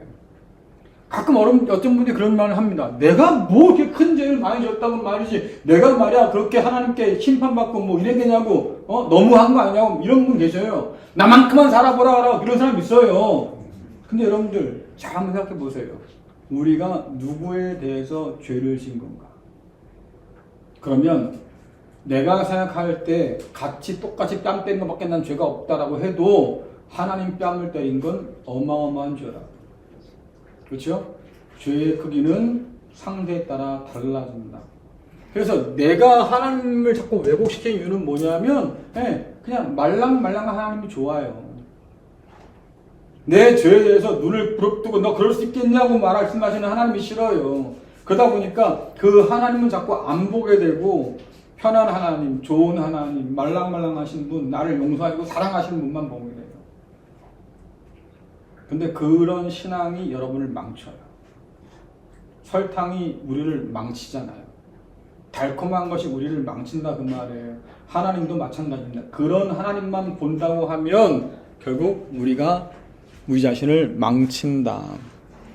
어쨌든 용서의 근원은 불쌍히 여기는 마음에 있다라고 하는 거, 그 마음이 움직이면 우리에게 구원이 임한다라고 하는 것. 그래서 하나님은 우리를 용서하시기 위해서 가난해지신다. 그 얘기는 정말 하나님이 뭐 다 가난하다는 게 아니라 그분의 가난함, 그분의 희생, 그분이 우리의 모든 것을 다 감당하셨기 때문에 우리가 대신 부유하게 되었다. 아들을 감싸 안은 그 아버지는 수치를 얻었어요. 어떻게 그런 아들을 다시 아들로 맞아들일 수 있습니까? 그건 동네의 수치입니다. 하지만 아버지는 그 수치를 다 감당하고도 아들을 품어 안습니다. 그게 하나님의 사랑의 크기다. 우리가 죄가 없어서 하나님이 우리를 그렇게 안아준 것이 아니고 그 죄에도 불구하고 우리를 안아주신 거예요. 성경에 보면 맏아들이 하나 있지요. 그렇죠? 이 아들이 들어오길 싫어해. 기분 나쁘다 그 말이지. 어떻게 저 아들을 위해서 내 손대, 살진 그 황소 내 건데, 동생은 이미 지목 받아갔으니까 아버지 돌아가시면 다 내 건데 왜 그걸 내 마음 허락도 없이 막 잡아주냐. 성질을 났어. 그래서 안 들어간다고 난리가 났어요. 근데 그때 아버지가 나오잖아요. 자, 유대인들의 예법상 잔치를 베푼 주인이 손님을 남겨두고 그 자리를 떠나는 건 어마어마한 신뢰예요. 그럼 밖에서 들어오지 않고 그렇게 항이 농성하던 이 아들은 아버지의 이름에 먹칠한 셈인 거예요. 그 사건 하나만으로도. 하지만 아버지는 개의치 않습니다. 나와서 아들을 초대하잖아요. 같이 함께 즐거워하자. 내 동생이 살아 돌아왔지 않니? 그러니 내가 기쁘니 너도 함께 기뻐하면 좋겠다. 그 잔치로 초대하는데 이 아들이 안 들어가. 딱 그 모양이거든요, 지금. 자, 이제 이어지는 말씀도 비슷한 말씀 드릴 거예요. 보겠습니다. 재정 상태 때문에 스트레스를 받아본 적이 있습니까? 이건 당연히 있겠지. 하모요. 당연히 있겠지. 없는 사람 있어요? 네, 왜 우리는요, 항상 가진 것이 늘 부족한 사람들이잖아요. 그죠? 늘 부족해요. 아, 돈을 벌어도 이게 그냥 한순간에 통장이 되어버려요. 다 빠져나가고. 그런 거지, 우리 인생이라는 게. 얼마나 가지면 여러분 만족하겠어요? 네? 얼마나 가지면 만족할 수 있겠어요? 끝도 없을 거예요. 지금보다 조금만 더 있으면 좋겠어요? 그래요. 좀 더 생겼어. 네. 하지만 그 수준 올라가면 또 뭔가가 필요할 거예요. 조금만 더 있으면 좋겠어요. 되게 유명한 사업가가 열심히 일하는 사업가인데 굉장히 많은 돈을 벌었으니까 만족할 줄 알았어요. 인터뷰를 했습니다. 아, 당신 이제 만족합니까? 아니요. 그럼 소원이 뭐예요? 지금보다 조금만 더 벌면 좋겠어요. 그거 가지고 뭐 하려고? 그 수준에 올라가면 또 그럴 거예요. 아우, 조금만 더 벌면 좋겠어요. 자, 재정 상태 때문에 그래요. 스트레스 받죠. 가지고 있어도 받고 없어도 받아요. 그죠? 없는 사람은 없어서 받고요. 있는 사람은 있어서 받아요. 단순하게 없어서 받는 스트레스는 아닐 거다. 가지고 있어도 우리는 받는다. 맞아요. 힘들지. 월급쟁이보다 더 힘든 사람이 누구라고 그래요? 예? 자영업자? 아, 사장이에요. 왜? 내 거 가져가지 못해도 직원 돈은 줘야 되잖아요. 그러니 빌려 다니고 막 그러잖아. 요즘에 뭐 기본 임금이 올라가서 이제 시간당 시급도 올라가고 그러니까 그 누구죠? 편의점에서 알바 쓰잖아요. 편의점 알바 쓰던 그 주인들이 한 얘기가 한때 그랬어요. 제가 가져갈 돈이 없어요. 알바생 주고 나면 내가 가져갈 돈이 없어요. 그게 엄살인지 진짜인지 잘 모르겠지만 어쨌든 있어도 고민이고 없어도 고민인 거다. 자, 그때에 여러분들 어떤 감정을 느꼈을까? 자, 없어서 느끼는 감정이 뭡니까? 없어서 느끼는 감정. 네? 비참해져. 기분 막 비참해. 또 없어서 느끼는 감정. 서글퍼. 맞아요. 또 뭐 있어요? 없어서 느낀 감정. 빨리 할머니한테 가고 싶다. 아니 부정적인 거 말고 어차피 빈몸으로 가는데 빨리 가면 편하지 보이네. 편할 텐데 상상만 해도 강해져요. 돈 없어도. 상상만 해도. 네. 그러지 말아요. 그러지 말아요. 네. 자, 여러 가지 감정이 되겠죠. 또 한 가지는 미안함도 있을 거예요. 그렇지 않아요, 여러분들? 미안함. 저는 그런 거 많이 느끼고 살았는데, 우리 아이들한테 미안한 것들. 아, 내가 조금 더 목사 안 했으면, 그렇죠? 목사 안 했으면, 그냥 남만큼 보고 살았으면, 야, 얘네들 그래도 학원이나 이런 거 걱정 없이 다닐 텐데, 뭐 이런 느낌도 있잖아요. 그러니까 저는 목하면서 늘 애들한테 미안했어요. 그런 문제들이 없어서 갖게 된 미안함인 거죠. 때로는 막막함도 있고 어떻게 살아야 되냐 앞으로. 예, 그렇죠. 은퇴 이후를 이제 살아가신 분들 계실 텐데 그렇게 뭐 연금도 좀 돼 있고 이러시면 걱정 없지 뭐. 그렇잖아요. 근데 만약 그게 준비가 안 돼 있는 상황이라면 어떤 일이 벌어질까? 그렇죠. 막막하죠. 답답하기도 하고. 그러니까 어떤 절망을 느낄 수 있을 것 같아요. 자기가 만달란트를 빚졌다는 걸 알고 있었어요. 하지만 묻어두고 살았죠. 결산 때 그것이 드러났습니다. 갚을 날이 된 거예요. 근데 갚을 수가 없잖아요. 얼마나 막막할까? 얼마나 좌절할까? 그냥 던져두고 살았다고요. 모른 척하고 살았다고. 하지만 결산 때가 돼서야 내가 파산한 게 드러난 거예요. 이제는 인정할 수밖에 없는 상황이 된 거죠. 주인의 눈을 더 이상 피할 수 없는 상황이 된 거예요. 그러니까 복잡한 감정이 들겠지요. 내 자녀들, 내 사랑하는 아내를, 또 나 자신을 노예로 내놔야 된다? 얼마나 끔찍하겠어요. 얼마나 좌절이 되겠어요. 그런 감정을 얘기하는 거예요. 또 가졌을 때의 어떤 감정은 어때요? 가졌는데 든든해요? 제가 아는 부자들을 잠깐 보면요, 이분들은 그냥 별 문제 없이 살아요. 네, 그런 거 같이 보여요. 그렇게 보인다고. 그러니까 남들보다 좋은 차를 타고 다니고 좋은 옷을 입고 다니고 좋은 걸 먹고 다니고 좋은 데 가서 쉬다 오니까 좋아 보인다고요. 근데 그 사람들이 행복할까요? 사실은 좀 더 복잡한 문제들을 많이 갖고 있죠. 돈으로 생긴 문제들. 예를 들면 자녀 간에 돈 때문에 왼수가 되었다던가. 그렇죠. 그래서 다시는 쳐다보지도 않고 오지도 않는다고 하더라. 오죽하면 부모들이 자신한테 재산 반환 소송을 하겠어요. 그런 거죠. 그러니까 여러분이 생각하는 것보다 실상 가지고 있는 사람들의 문제가 훨씬 더 클 수도 있어요. 네, 좌절감도 클 수도 있고. 그럼에도 불구하고 우리들의 소원은 가져보고 나서라 그 얘기는 좋겠다. 나는 그래도 좋으니 일단 가져봤으면 좋겠다. 여러분들 아서요. 안 좋아요. 자, 어쨌든 복잡한 여러 가지 마음이 들어요. 예. 이게 우리한테는 쉬운 문제가 아니어서. 자, 우리가 하나님께 지은 죄를 용서받는 일과 큰 빚을 탕감받는 일은 어떤 비슷한가?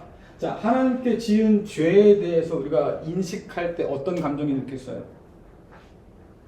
예? 갚을 수 없는 빚을 졌다고 했을 때 어떤 감정이 들겠어요? 사실은 좌절이죠. 하나님의 진노를 어떻게 피해요? 우리의 죄가 어떻게 하나님 앞에서 용서받을 수 있겠어요? 그러니까 다 갚으라 하시면 우리는 방법이 없다. 1만 달란트라고 하는 게 아까 6조 계산하시더라고요. 네, 6조. 6조라고 하는 돈을 내가 어떻게 갚아요? 무슨 짓을 해서 갚아요? 우리나라 제일 부자라고 하는 삼성의 그 사람도 안 되잖아요. 그 사람도 1조 몇 조 되는 것 같은데 6조까지는 아닌 것 같거든요. 그러면 여러분 생각해 보세요. 절망이에요. 비슷한 감정들이 절망이에요. 근데 이것이 용서받아요. 우리의 죄가 용서받아요. 다시 말하면 우리가 갚지 않아도 하나님이 대신 다 갚아주셔요. 빚을 탕감받아요. 어느 날 은행에서 여러분들에게 안내장이 옵니다. 당신의 빚은 더 이상 안 받기로 했어요. 할렐루야지. 그렇죠? 그러니까 무거운 채무에서 벗어났다. 심판의 공포에서 벗어났다. 자유함을 누리게 되고 기쁨을 누리게 되고, 그렇죠? 그러므로 해서 감사하는 게 맞죠. 야, 이런 나를 용서해 주시다니. 그렇죠? 야, 어떻게 이런 일이 있을 수 있지? 그 빚을 다 탕감해 줬어? 야, 할렐루야지. 너무 감사한 거죠. 기쁨이 드러나고. 이것이 하나님과의 관계 속에서는 그래서 예배로 이어지는 거예요. 우리가 왜 하나님을 예배하겠습니까? 하나님께 내 죄를 용서하셔서 하나님의 아들로 자녀로 다시 삼아 주셨으니까. 그래서 감사하고, 그래서 하나님께 영광 돌리고. 그런데 꼭 이런 상황 속에서 아유, 내가 뭘 더해야 하나님께 보호받아낼 수 있을까? 이거는 품꾼의 생각인 거예요. 그렇죠? 아들로 맞아주기 전에 갖고 있던 그 아들의 생각, 품꾼인 거예요. 여러분들이 품꾼으로 살지 마시라고. 뭐를 더 해서 여러분들이 뭔가를 얻을 수 있는 게 아니라고 말씀드렸어요. 이미 하나님은 그리스도 예수 다 주셨다고 그랬지요. 그렇지요? 그러면 이미 주신 것을 믿음으로 감사함으로 받아 누리면 되잖아요. 근데 왜 거기다 대고 내가 뭘 더해야 하나님께, 그게 딱 큰아들 생각인 거예요. 내가 아버지 집을 돌보면서 말입니다. 일하지 않다가 있었습니까? 대가를 찾는 거지. 내가 친구들과 함께 논다고 해서 아버지가 나한테 염소 한 마리 내준 적 있어요? 왜? 내가 뼈 빠지게 아버지 농사 짓고 뼈 빠지게 짐승 돌보고 이 가정에 있는 모든 걸 다 내가 돌보고 있는데 말입니다. 왜 나한테는? 그렇다면 이것은 내 몫을 위해서 내가 하려고 하는 거잖아요.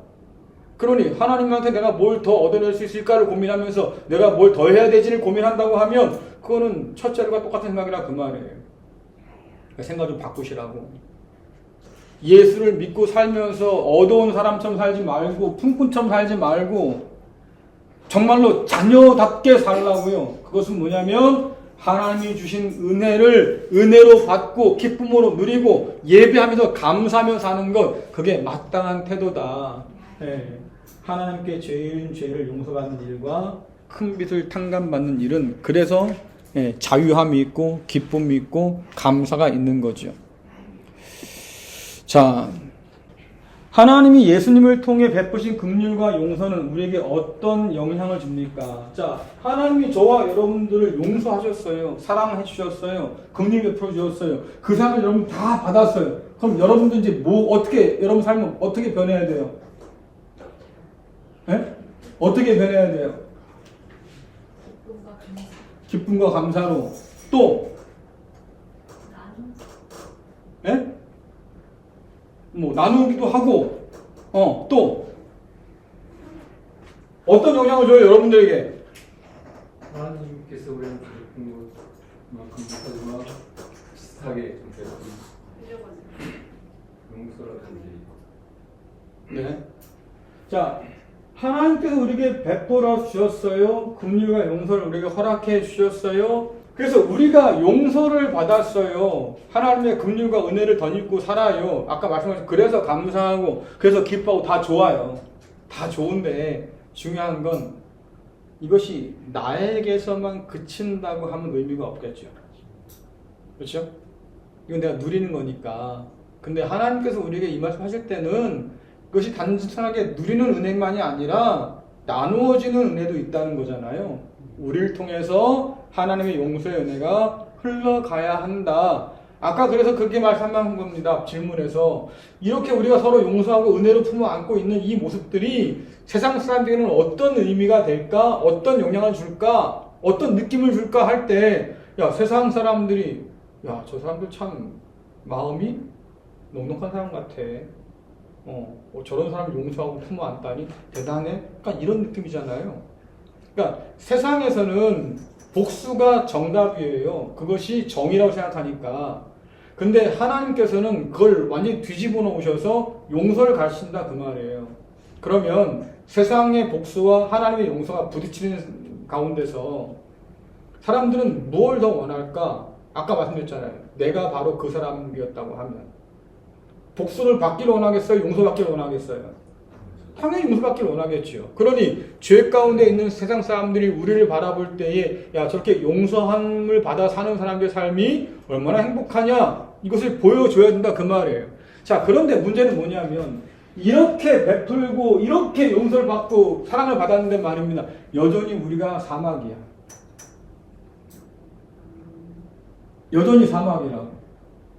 자, 이번에 강릉에 난리 났었잖아요. 그렇죠? 오라는 비는 강릉에 안 오고 저 남쪽에서 난리가 나셨어요. 양평에도 얼마나 비가 많이 내렸습니까? 근데 강릉에는 안 와. 비가 오긴 와요. 내리긴 내렸어. 근데 강릉은 여전히 사막이었다니까. 그럼 생각해 보세요. 여러분 삶 가운데 하나님께 은혜를 부어주셨다고 그래요. 그럼 여러분의 삶에, 여러분의 마음밭은 어떻게 됐냐 그 말이죠. 여전히 메말라 있어요? 예? 여전히 여러분들의 삶은 팍팍해요? 마음이? 그러니까 그 은혜가 내 삶을 어떻게 바꾸냐가 중요한 거잖아요. 자, 교회를 나오는데 지난번 잠깐 다뤘지만 여전히 우울해요. 그럼 하나님의 기쁨은 어디로 간 거예요? 네? 세상에 살면서 누구도 받아보지 못했던 어마어마한 사랑을 한 번쯤은 받아봐야 그 인생이 그래도 꽃피며 산다고 그러는데, 수많은 좌절 가운데 그래도 일어난다고 그러는데 어떻게처럼? 그럼 우리는 하나님의 아들을 통해서 그 놀라운 사랑과 은혜를 듬뿍 받으라고 성경은 말하는데 말입니다. 왜 우리는 매번 좌절하고 넘어지고 쓰러진 채로 그렇게 있냐 그 말이에요. 하나님께서 우리 가운데 여러분들 데일밴드만 붙여줘도 감동 아니에요? 상처에? 그렇잖아요. 누군가 내 상처를 알아보고 야 이거 나 다치겠다 안 되겠다. 데일밴드 붙여주고 호해줬어. 그럼 이것만도 감동이야. 근데 하나님께서 그 아들을 우리에게 내어주셔서 우리의 모든 죄뿐 아니라 우리의 모든 상처를 다 낫게 하셨다고 그랬단 말이에요. 모든 저주를 다 끊었다고 그랬단 말이에요. 그럼 여러분 우리가 달라지는 게 맞지요. 근데 왜 우린 여전히 저주 아래 살아요? 바울이 로마서 신음한 게 뭡니까? 하나님 앞에서 너희가 은혜를 받았다. 이제는 더 이상 과거의 네가 아니다. 이제는 하나님과 화해한 자가 되어서 말이죠. 하나님의 은혜 가운데 법에 따라 산다. 성령법에 따라 산다. 근데 왜 너희는 다시 죄 앞에 무릎 꿇고 너희는 왜 다시 율법으로 돌아가고 왜 그럴까? 여러분 은혜가 없어서가 아니라 그 말이죠. 하나님의 사랑이 부족해서가 아니라 그 말이에요. 하나님의 사랑과 은혜는 마르고 닳도록 나오는 거예요. 계속 나와요. 영원하다 그 말이죠. 그런데 왜 우리는 그 큰 사랑 받고도 여전히 삭막한 사막처럼 사냐고요. 이유는 믿음에 있어요. 하나님께서 그리스도 예수를 통해서 행하신 그 일을 우리가 믿지 못하는 거예요. 이런 나한테 그런 사랑이 주어질 리가 없어. 그치요? 그러니 그 사랑을 내가 받아들이지 못하니 그 사랑이 남에게 부어준다고 하는 건 끔찍한 일인 거야. 상상할 수도 없는 일이지. 나도 못 받은 사랑을 네가 받아? 시기와 질투가 일어날 수도 있겠고, 그치요? 야, 내가 받는 사랑인데 왜 네가 받아? 이런 마음이 들기도 하겠고, 어쨌든 간에 어떤 상황이든 간에 내가 만족할 수 있고 기뻐할 수 있는 상황이 아니라 그 말. 그 은혜를 받고도 왜? 믿기지 않거든요. 은혜가 없어서가 아니라, 그래서 제가 말씀드렸잖아요. 은혜가 아니라 믿음을 키워라. 믿음의 그릇이 커야 믿음이 많이 담기지요. 네. 마음을 열어라 그 말이에요. 뚜껑 닫아있으면 아무리 보도 안 들어가니까 뚜껑 열어라 그 말이에요. 내 생각, 내 의지 딱 내려놓고요. 하나님의 행하신 일들을 바라보라 그 말이에요. 그러면 그것이 나를 위한 일이었고 모두를 위한 일이라는 것이 드러나잖아요. 그럼에도 불구하고 우리가 이 은혜를 확신하지 못한 이유는 결국 믿음이 적기 때문이고, 그러다 보니까 이 은혜를 눈앞에 두고도 먹지 못하는 안타까운 일이 생긴다. 한번 그런 일이 있었습니다. 뭐 이게 지어낸 얘기인지 모르겠지만 대서양을 건너가서 미국으로 건너가는 배가 있었어요. 예. 그래서 그 뱃사슬 지불하고 들어가면 사실은 그 안에 이제 뭐 아침부터 저녁까지 밥을 먹을 수 있고 숙식할 수 있는 모든 것이 다 주어지는 거예요. 근데 이 사실을 몰랐어, 어떤 사람이. 그래서 이제 배를 탄 거예요. 배를 타가지고는 남들은 다 뭘 먹고 앉았는데 자기는 먹질 못하니까 배가 쫄쫄 굶잖아요. 그러니 갑하나 이렇게 쭈그려 앉아 있던 거지. 근데 이제 선원 하나가 지나가니까 여보시오, 내가 백사슴 실었는데 밥값이 없어. 당신 밥 좀 주면 안 됩니까? 이 사람이 깜짝 놀라는 거지요. 당신 뱃삭 얼마큼 지불했어요? 다 냈는데요. 거기에 밥값, 거기에 방값 다 있는데요. 몰라서 못 누린 거잖아요. 결국은 그겁니다. 하나님의 말씀을 공부하는 이유는 다른 게 아니에요. 하나님의 은혜가 얼마나 큰지를 알기 위한 거예요. 그리고 그것이 믿어져야만 내가 믿고 누릴 수 있는 거죠. 그래서 여러분, 믿음의 크기가 크면 클수록 받는 은혜도 커요. 하나님이 특별히 더 부어주셔서 그런 게 아니고, 여러분들이 가끔 그런 걸 너무 좋아해요. 하나님이 특별한 은혜를 부어주십시오. 그거는 부흥했다나 하는 얘기고, 그 얘기는 이면에 뭐가 있어요? 내가 하나님께 특별한 존재가 되고 싶은 거잖아요. 그 욕심이라니까. 왜? 하나님께 다 특별해요.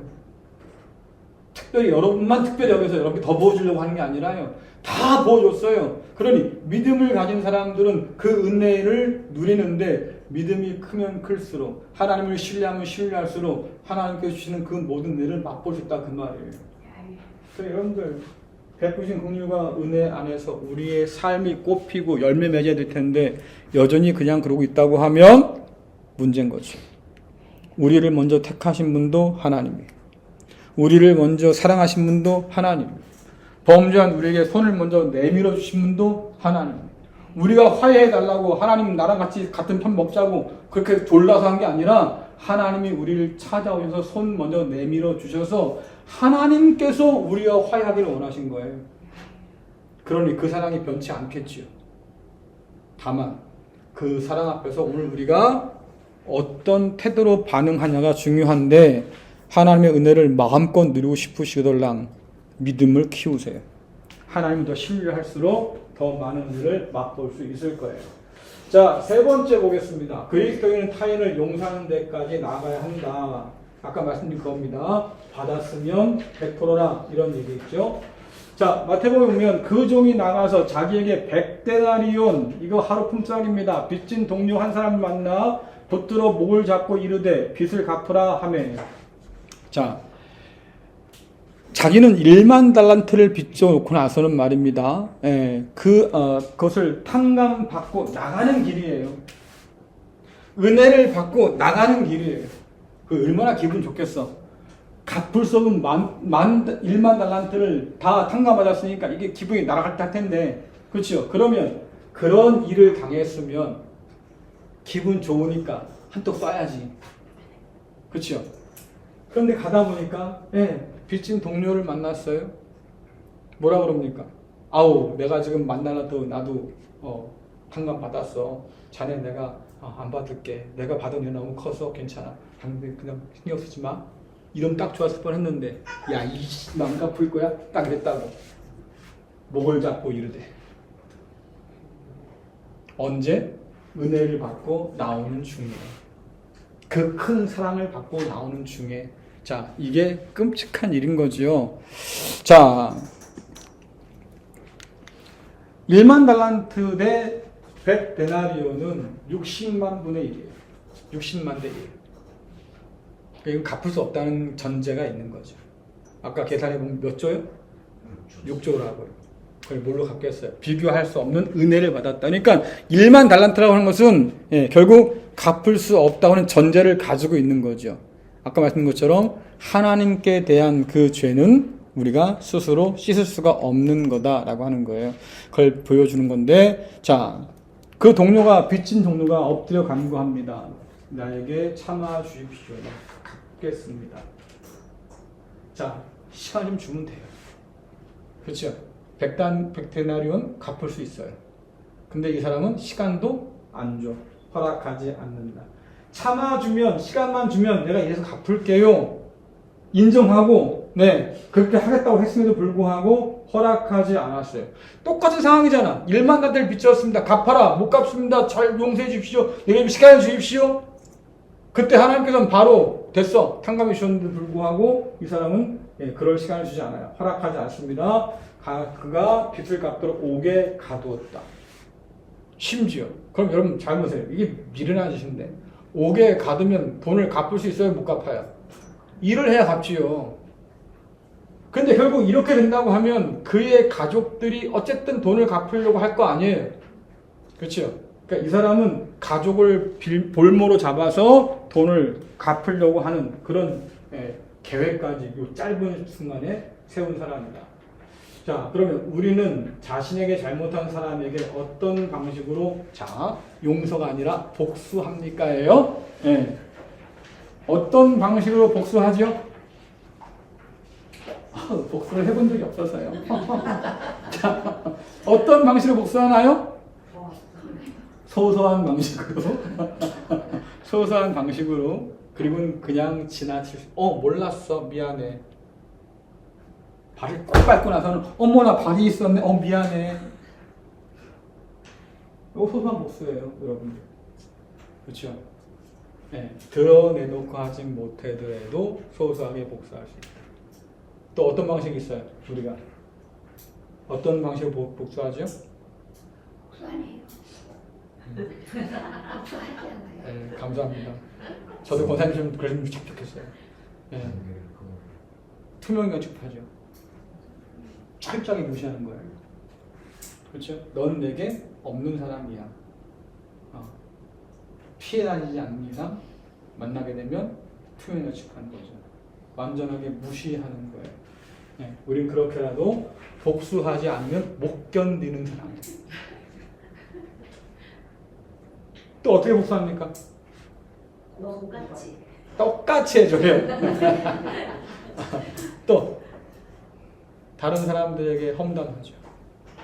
어머 저 사람이 그때 그랬었어.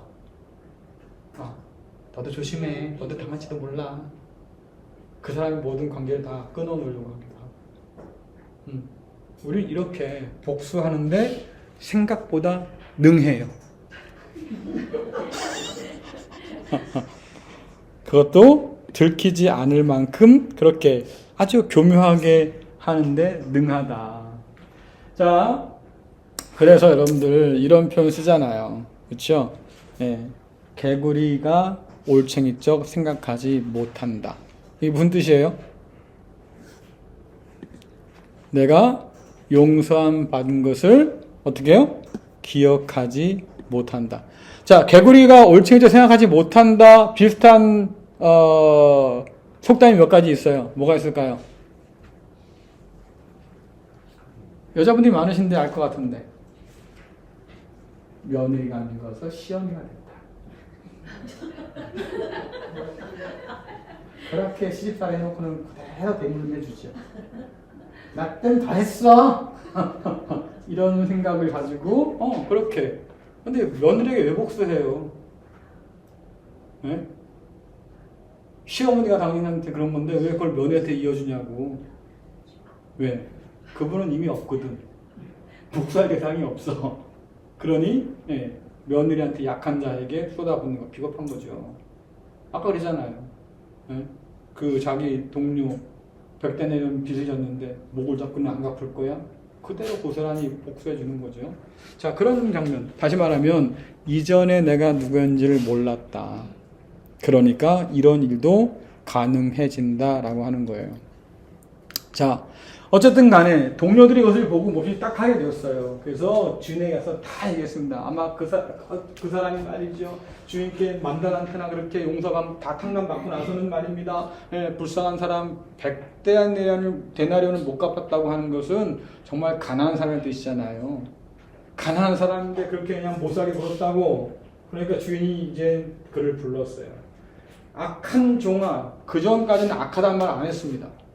그렇죠? 근데 이제는 악하단 말이 붙어요. 왜 그럴까요? 왜 붙어요?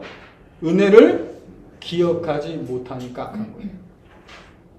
그 받은 은혜를 기억하지 못하고 그 순간 잊어버려서 나누지 못했으니까 악한 거예요. 이스라엘 백성들이 하나님께 은혜를 많이 받았죠. 오늘 우리가 아침에 살펴봤던 그 로마서에 보면 이스라엘 백성들이 하나님께 받은 복이 7가지나 돼요. 근데 그 7가지를 다 자기 것으로 삼아서 이웃과 나누지 않고 이방인들을 배척하고 자기들끼리만, 죄인들을 배척하고 자기들끼리만. 결국 하나님께서 뭐라고 그럽니까? 너는 악한 자야. 똑같아요. 악한 자야. 자, 그래서 내가 빌기에 빌었어요. 시간 좀 주십시오. 갚겠습니다. 제가 인정할게요. 알았어요. 내가 내 빚을 전부 탕감하여 주었다. 빌어서 탕감해 준 거야. 다시 말하면 회개했으니까, 인정했으니까 탕감해 준 거야 라고 말씀하신 거죠. 내가 너를 불쌍히 여긴 같이 너도 내 동료를 불쌍히 여기면 마땅하지 아니하냐 하고 주인이 노하여 그 빚을 다 갚도록 그를 어디에 넘겼습니까? 옥졸들에게 넘겼다고 그랬는데요. 이 옥졸들은 감옥을 지키는 간수들이 아니에요. 이 사람들은 고문을 행하는 사람들이에요. 그러니까 악한 종을 고문하도록 넘겨줬다는 거예요. 이건 끔찍한 심판이 있었다는 얘기겠죠. 자, 은혜를 받은 대로 베풀지 못하면 이렇게 끔찍한 심판을 받는다. 성경이 늘 우리에게 강조하는 일입니다. 왜? 우리는 행한 대로 심판받으니까. 자, 그러면 어떻게 하면 복수하고 싶은 욕망을 억누르고 그리스도 안에서 우리가 체험한 자비를 실천할 수 있을까요? 어떻게 하면 우리가 그럴 수 있지요? 예? 어떻게 하면 복수하고 싶은 욕망을 누를 수 있을까요? 어떻게 하면 상대방이 좀 넉넉한 마음을 가질 수 있을까요? 어떻게 하면 내가 말입니다. 이 자비를 실천할 수 있을까요? 하나님 말씀. 응? 은혜를 기억하고 있지 않는 것. 하나님께 맡기는. 떡 하나 더 적어. 미움을 떡하는 것처럼. 자, 첫 번째 문제는요. 만족해야죠. 예? 만족해야지. 아, 내가 이거를 다 자, 받았으니까. 네. 이렇게. 생각해보면 그런 거예요. 이 비유에 따르면, 야, 넌 더 했어. 그렇죠. 왜? 난 만달러 빚진 사람이었거든. 넌 더 했어. 저 사람은 겨우 너한테 100데나리온이지만 나는 하나님께 10,000달러한테 준 사람이야. 넌 더 했어. 네. 이게 사실은 인식이 변한 거예요.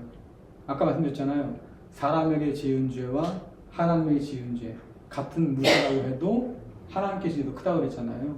그러니까 우리가 하나님 앞에서 어떤 삶인가 기억하는 것이 그건 이런 나도 하나님이 용서하셨다. 자, 그러면 그도 용서하시겠지요. 그럼 한번 생각해 보세요. 하나님이 용서하시는 사람을 내가 뭐라고 할 수 있겠어요? 이게 바울의 논리예요. 또 한 가지는 내가 용서받았으니까 나도 용서하는 게 마땅하겠지라고 하는 것이 마태복음의 논리. 그러니까 우리는 어느 쪽을 생각해도 상대방을 용서해야 되는 것이 마땅하겠다. 이것이 용서받은 사람으로서 해야 할 일이기도 하고 용서받은 사람으로 그 형제를 대하는 태도이기도 하겠다. 그러니까 우리는 중요한 건 욕망을, 복수하고 싶은 욕망을 눌러야 돼. 그러니까 아까 말씀드린 것처럼 내가 더한 사람이었는데 그럼 하나님은 이런 나에게 복수하고 싶어서 얼마나 그러셨을까? 하지만 이런 나를 사랑하셨다, 용서하셨다. 그러니 하나님의 마음을 생각하면, 또 그를 향한 하나님의 마음을 생각하면 우리가 우리의 어떤 복수하고 싶은 마음을 좀 억누를 수 있겠죠. 주님께서 십자가 달리시면서 이들은 저들이 하는지 뭔지 모르니까 저들 용서하십시오. 이 얘기 뭐냐면 모르고 한 일이라 그 말이에요. 아까 말씀드렸죠? 알고 한 죄는 용서하기가 어렵다. 근데 모르고 한 죄는 하나님 정상을 참작해 주십시오. 모르고 한 일이니까. 그래서 유대인의 죄와 이방인의 죄를 비교하면 이방인보다 유대인의 죄가 훨씬 더 큰 거예요. 왜? 그들은 율법을 가지고 하나님을 알면서도 그 짓을 저질렀으니까. 그렇죠?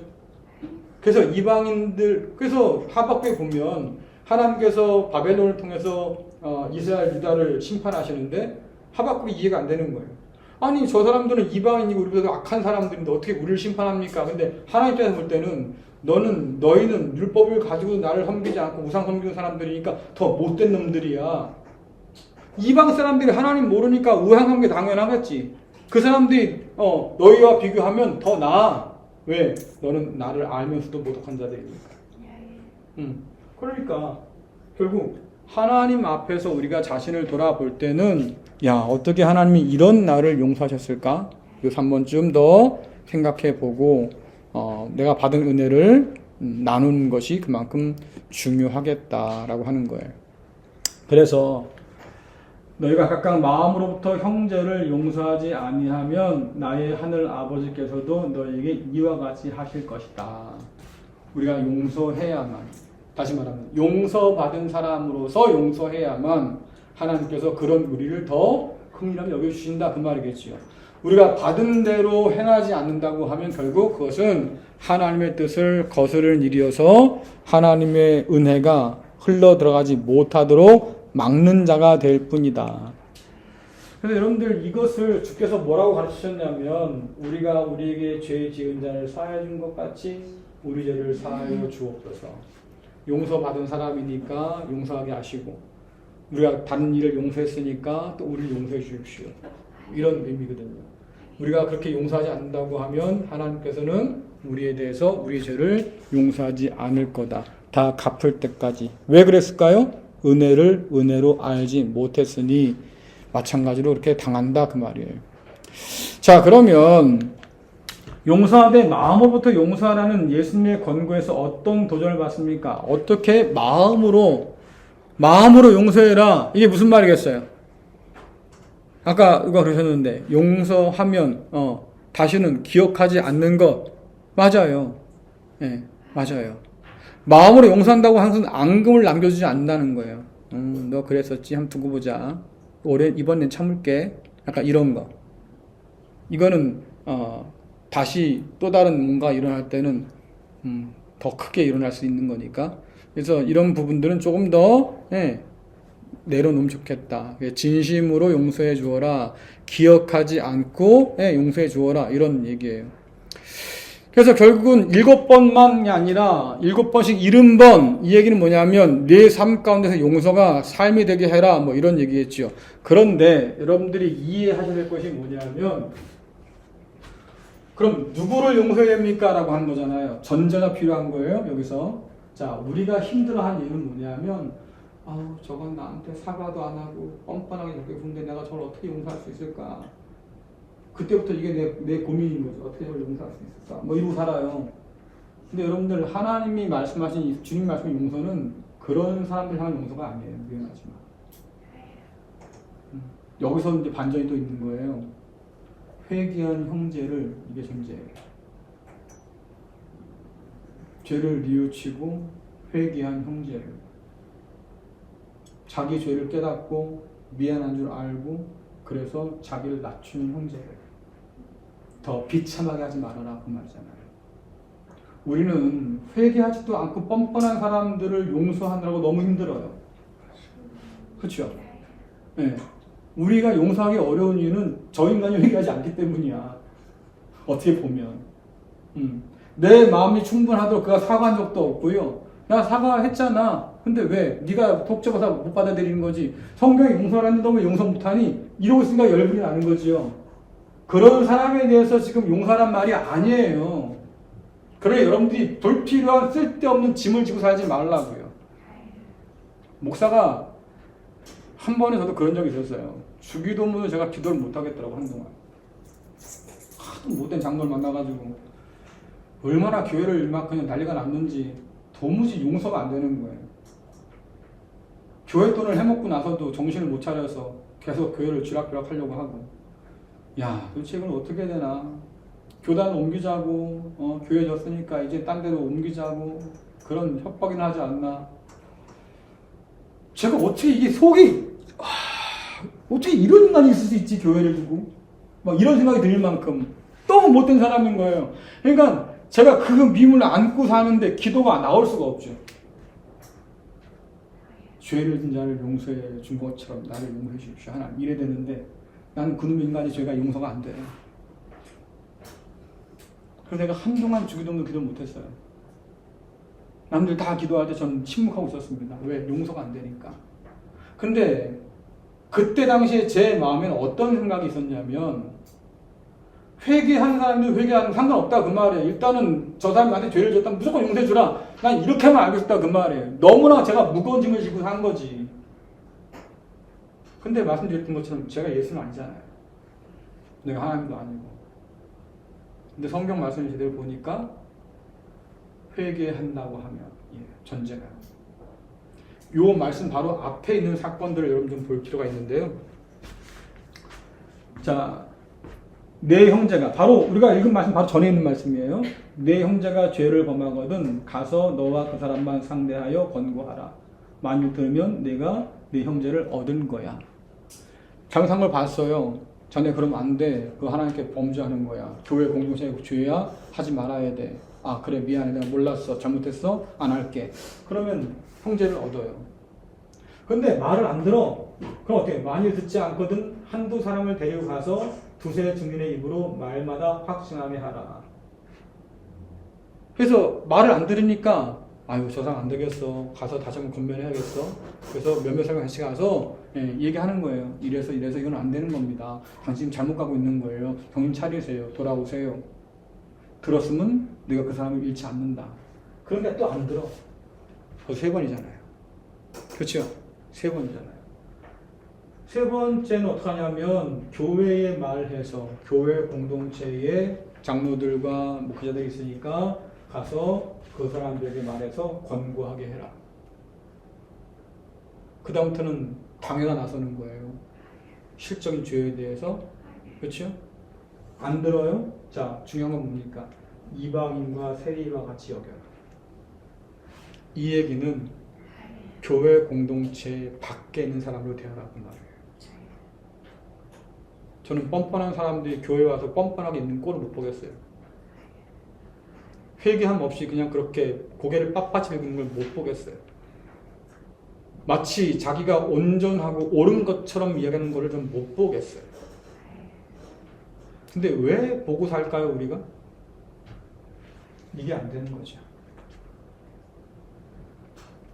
이게 안 되는 거죠. 그러니까 뻔뻔할 수 있는 거예요.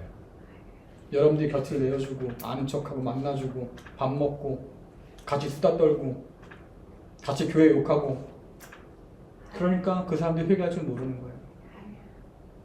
이게 오늘날 한국교회의 가장 큰 문제 중에 하나입니다.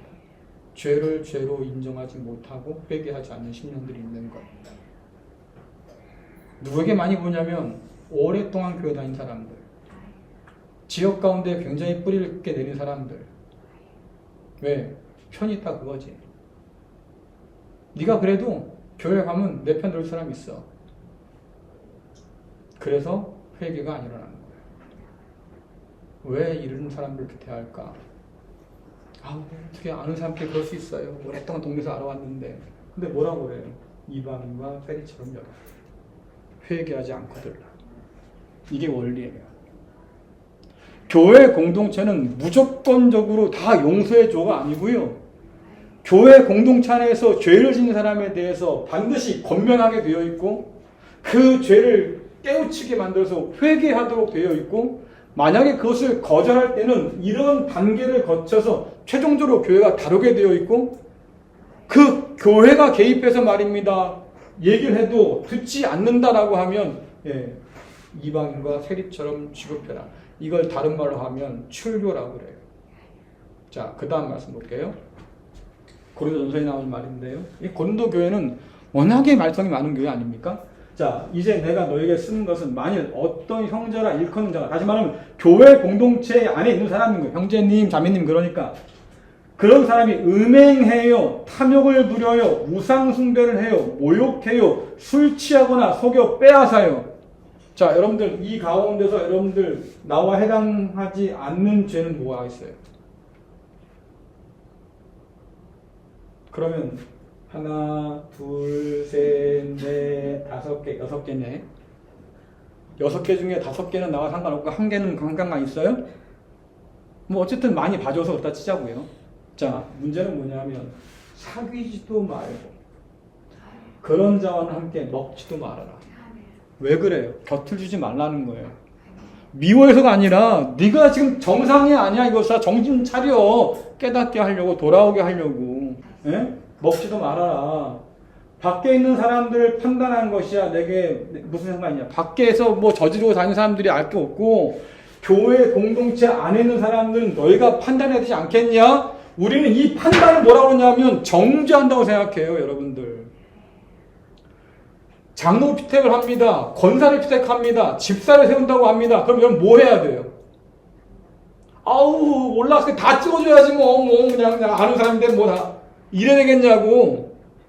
그거는 여러분들 성경이 가르치는 게 아니잖아요. 판단해야 된다고.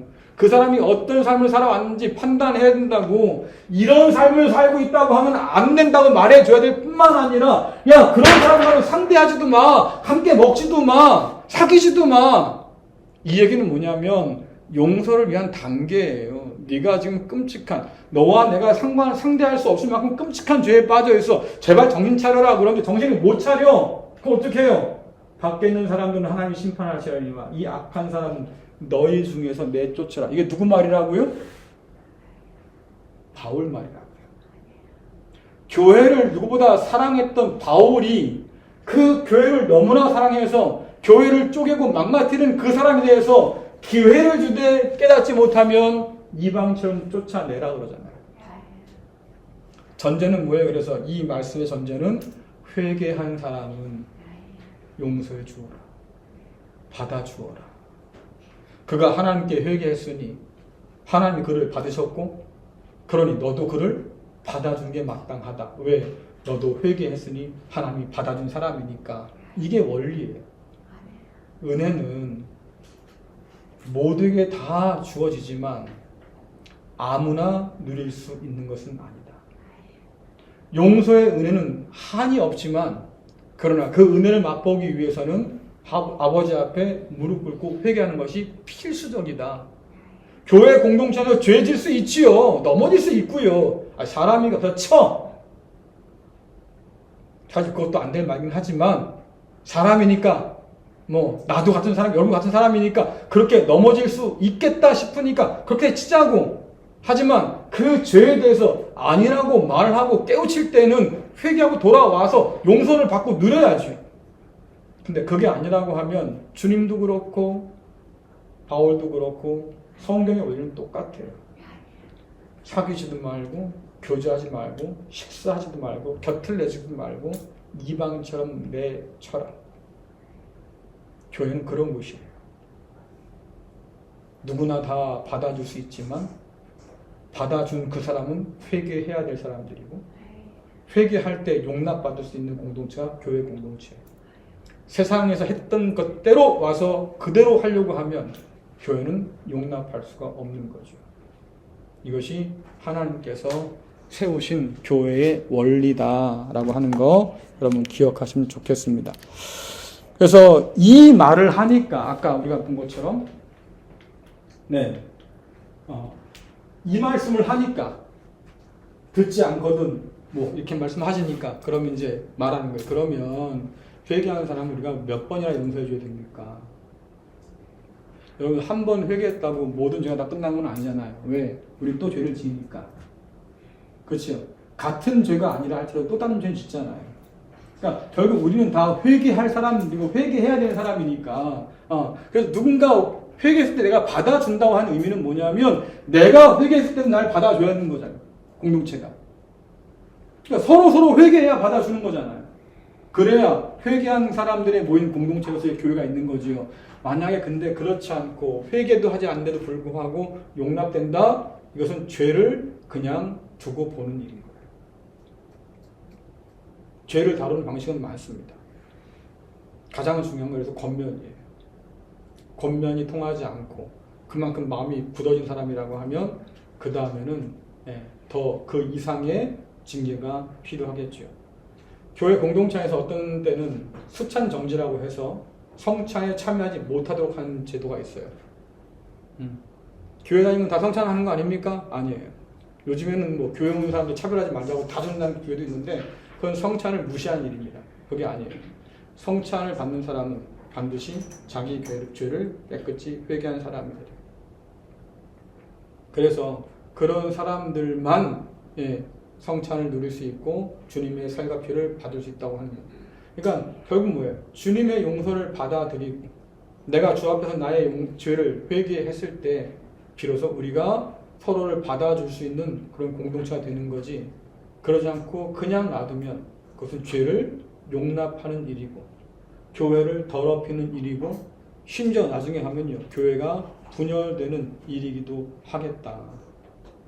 그러니 비유에서 말씀하시는 그 비유의 핵심들을 잘 이해해야만 불필요한 삶의 무게를 용서를 내가 해야 되는데 내가 하나님도 아니면서 그런 끔찍한 짓눌려 살지 않는 좀 자유한 삶이 될 수 있겠고 또 형제에 대해서 회개를 권면할 수 있는 그런 사람이 될 수 있겠고 더 나아가서는 교회를 좀 더 바르게 세워가는 그런 사람이 될 수도 있겠다라고 하는 거죠. 자, 그래서 우리에게 필요한 건 결국 그겁니다. 구원에서 한 걸음 더 나가야 돼. 내 죄가 용서받고 내가 구원받았어요 라고 한 것으로 멈춰서면 하나님의 구원의 은혜는 흘러 넘쳐하지 않습니다. 여러분들 통해서 누군가가 용서받아야 되고 회개의 그런 권면이 있어야 되고 그래서 이것이 또 다른 회개로 이어지는 그런 일들이 벌어져야만 우리가 성숙하고 성장할 수 있겠다. 말씀드렸지만 하나님의 구원은요, 우리만을 위한 구원이 아니에요. 그렇죠? 이미 살펴본 것처럼 온 피조 만물들을 다시 회복시키는 것이 하나님의 목적이고, 또 처음 창조 때처럼 하나님과 우리가 온전한 관계 속에서 있는 것이 하나님의 목적이니까 단지 구원받은 것에 그치지 아니하고 새로 창조받은 사람으로서 하나님과 화해한 사람으로서 살아가는 것, 그리고 더불어서 그렇게 모인 우리 교회 공동체가 화해의 공동체로 죄에 대한 회개와 아주 뼈아픈 회개와 함께 서로를 받아 안는 그런 넉넉한 마음이 있을 때, 그래서 우리는 아름다운 교회가 될 수 있겠다라고 하는 거죠. 네, 여기까지 하겠습니다. 혹시 다른 질문 있으실까요? 네. 조금 전에 이야기했듯이 고면을 했을 때 그 사람이 회개했다는 정보를 알 수 있는 방법은 일단 자기 스스로 죄를 인정하고 누리셔야죠. 아, 이게 죄였구나 몰랐다고 하면 인정하게 되는 거고, 또 고백하게 되는 거고, 맞아 내가 그랬었어, 잠시 정신 나갔던 것 같아, 미안해, 고마워, 내가 다시 그런 짓을 하지 않을게. 그러니까 그 다음에 수순이 있어야 되는 거죠. 근데 문제는 뭐냐면 중독에 걸리는 사람의 문제는 좀 달라요. 왜냐면 이 사람은 치료가 필요한 사람이잖아요. 그러니까 지금 우리가 말하는 것은 보편적으로 교회에서 말하는 사람들에 대한 이야기들이고요. 중독에 대한 문제는 치료를 받도록 이어주는 게 중요해요. 근데 잘 안 하거든. 그건 문제는 조금 더 다르게 우리가 좀 해야 되는데, 엄밀히 말하면 실상 우리도 죄의 중독자죠. 하지만 성령 안에서 이것이 끊어지고 뭐 이렇게 되는 건데, 그러나 약물에 의한 의존도가 높아진다거나 뭐 이런 것 때문에 일어나는 일들은 뭐 술이라든가 이게 어려워요. 자기의 의지로 꺾어낼 수 있는 사람이 아니에요. 그러니까 이거는 또 다른 방법들이 필요하겠다. 그건 실질적으로 의학적인 도움을 받든지 뭐 이런 것들을 해야 되는데, 그렇기 때문에 그런 사람들에는 공동체의 돌봄도 필요하긴 하지요. 근데 아까 말씀드린 것처럼 용납할 수 없는 죄악들이 있어요. 그리고 그것을 계속해서 그냥 두고 볼 때는 교회 안에 심각하게 문제가 생길 수 있는 것들이 있죠. 예를 들면 음행에 가는 것들, 뭐 이런 것들은 피해자가 계속 나올 수 있는 일이잖아요. 그러니까 이것에 대해서 회개하고 사과하고 또 그렇게 했을 때 공동체가 받아 안을 수 있어야 될 텐데, 그게 안 될 경우에는 계속 피해자가 넘쳐나니까 그런 데서 끊어라 이렇게 지금 얘기한 거거든요. 잘라버려라 이렇게 하는 거고. 그래서 우리가 어떤 죄에 대해서 심각하게 인지를 하고 누군가 권면했을 때, 그리고 받아들여서 뉘우치고 다시는 그 죄 가운데 내가 들어가지 않으려고 노력을 하고, 포르노 중독된 목회자들이 있어요. 그 사람들이 이 과정을 어떻게 헤쳐나가냐면 일단 고백을 해요. 친구한테 도움 받아요. 그래서 만약에 출장 가게 되면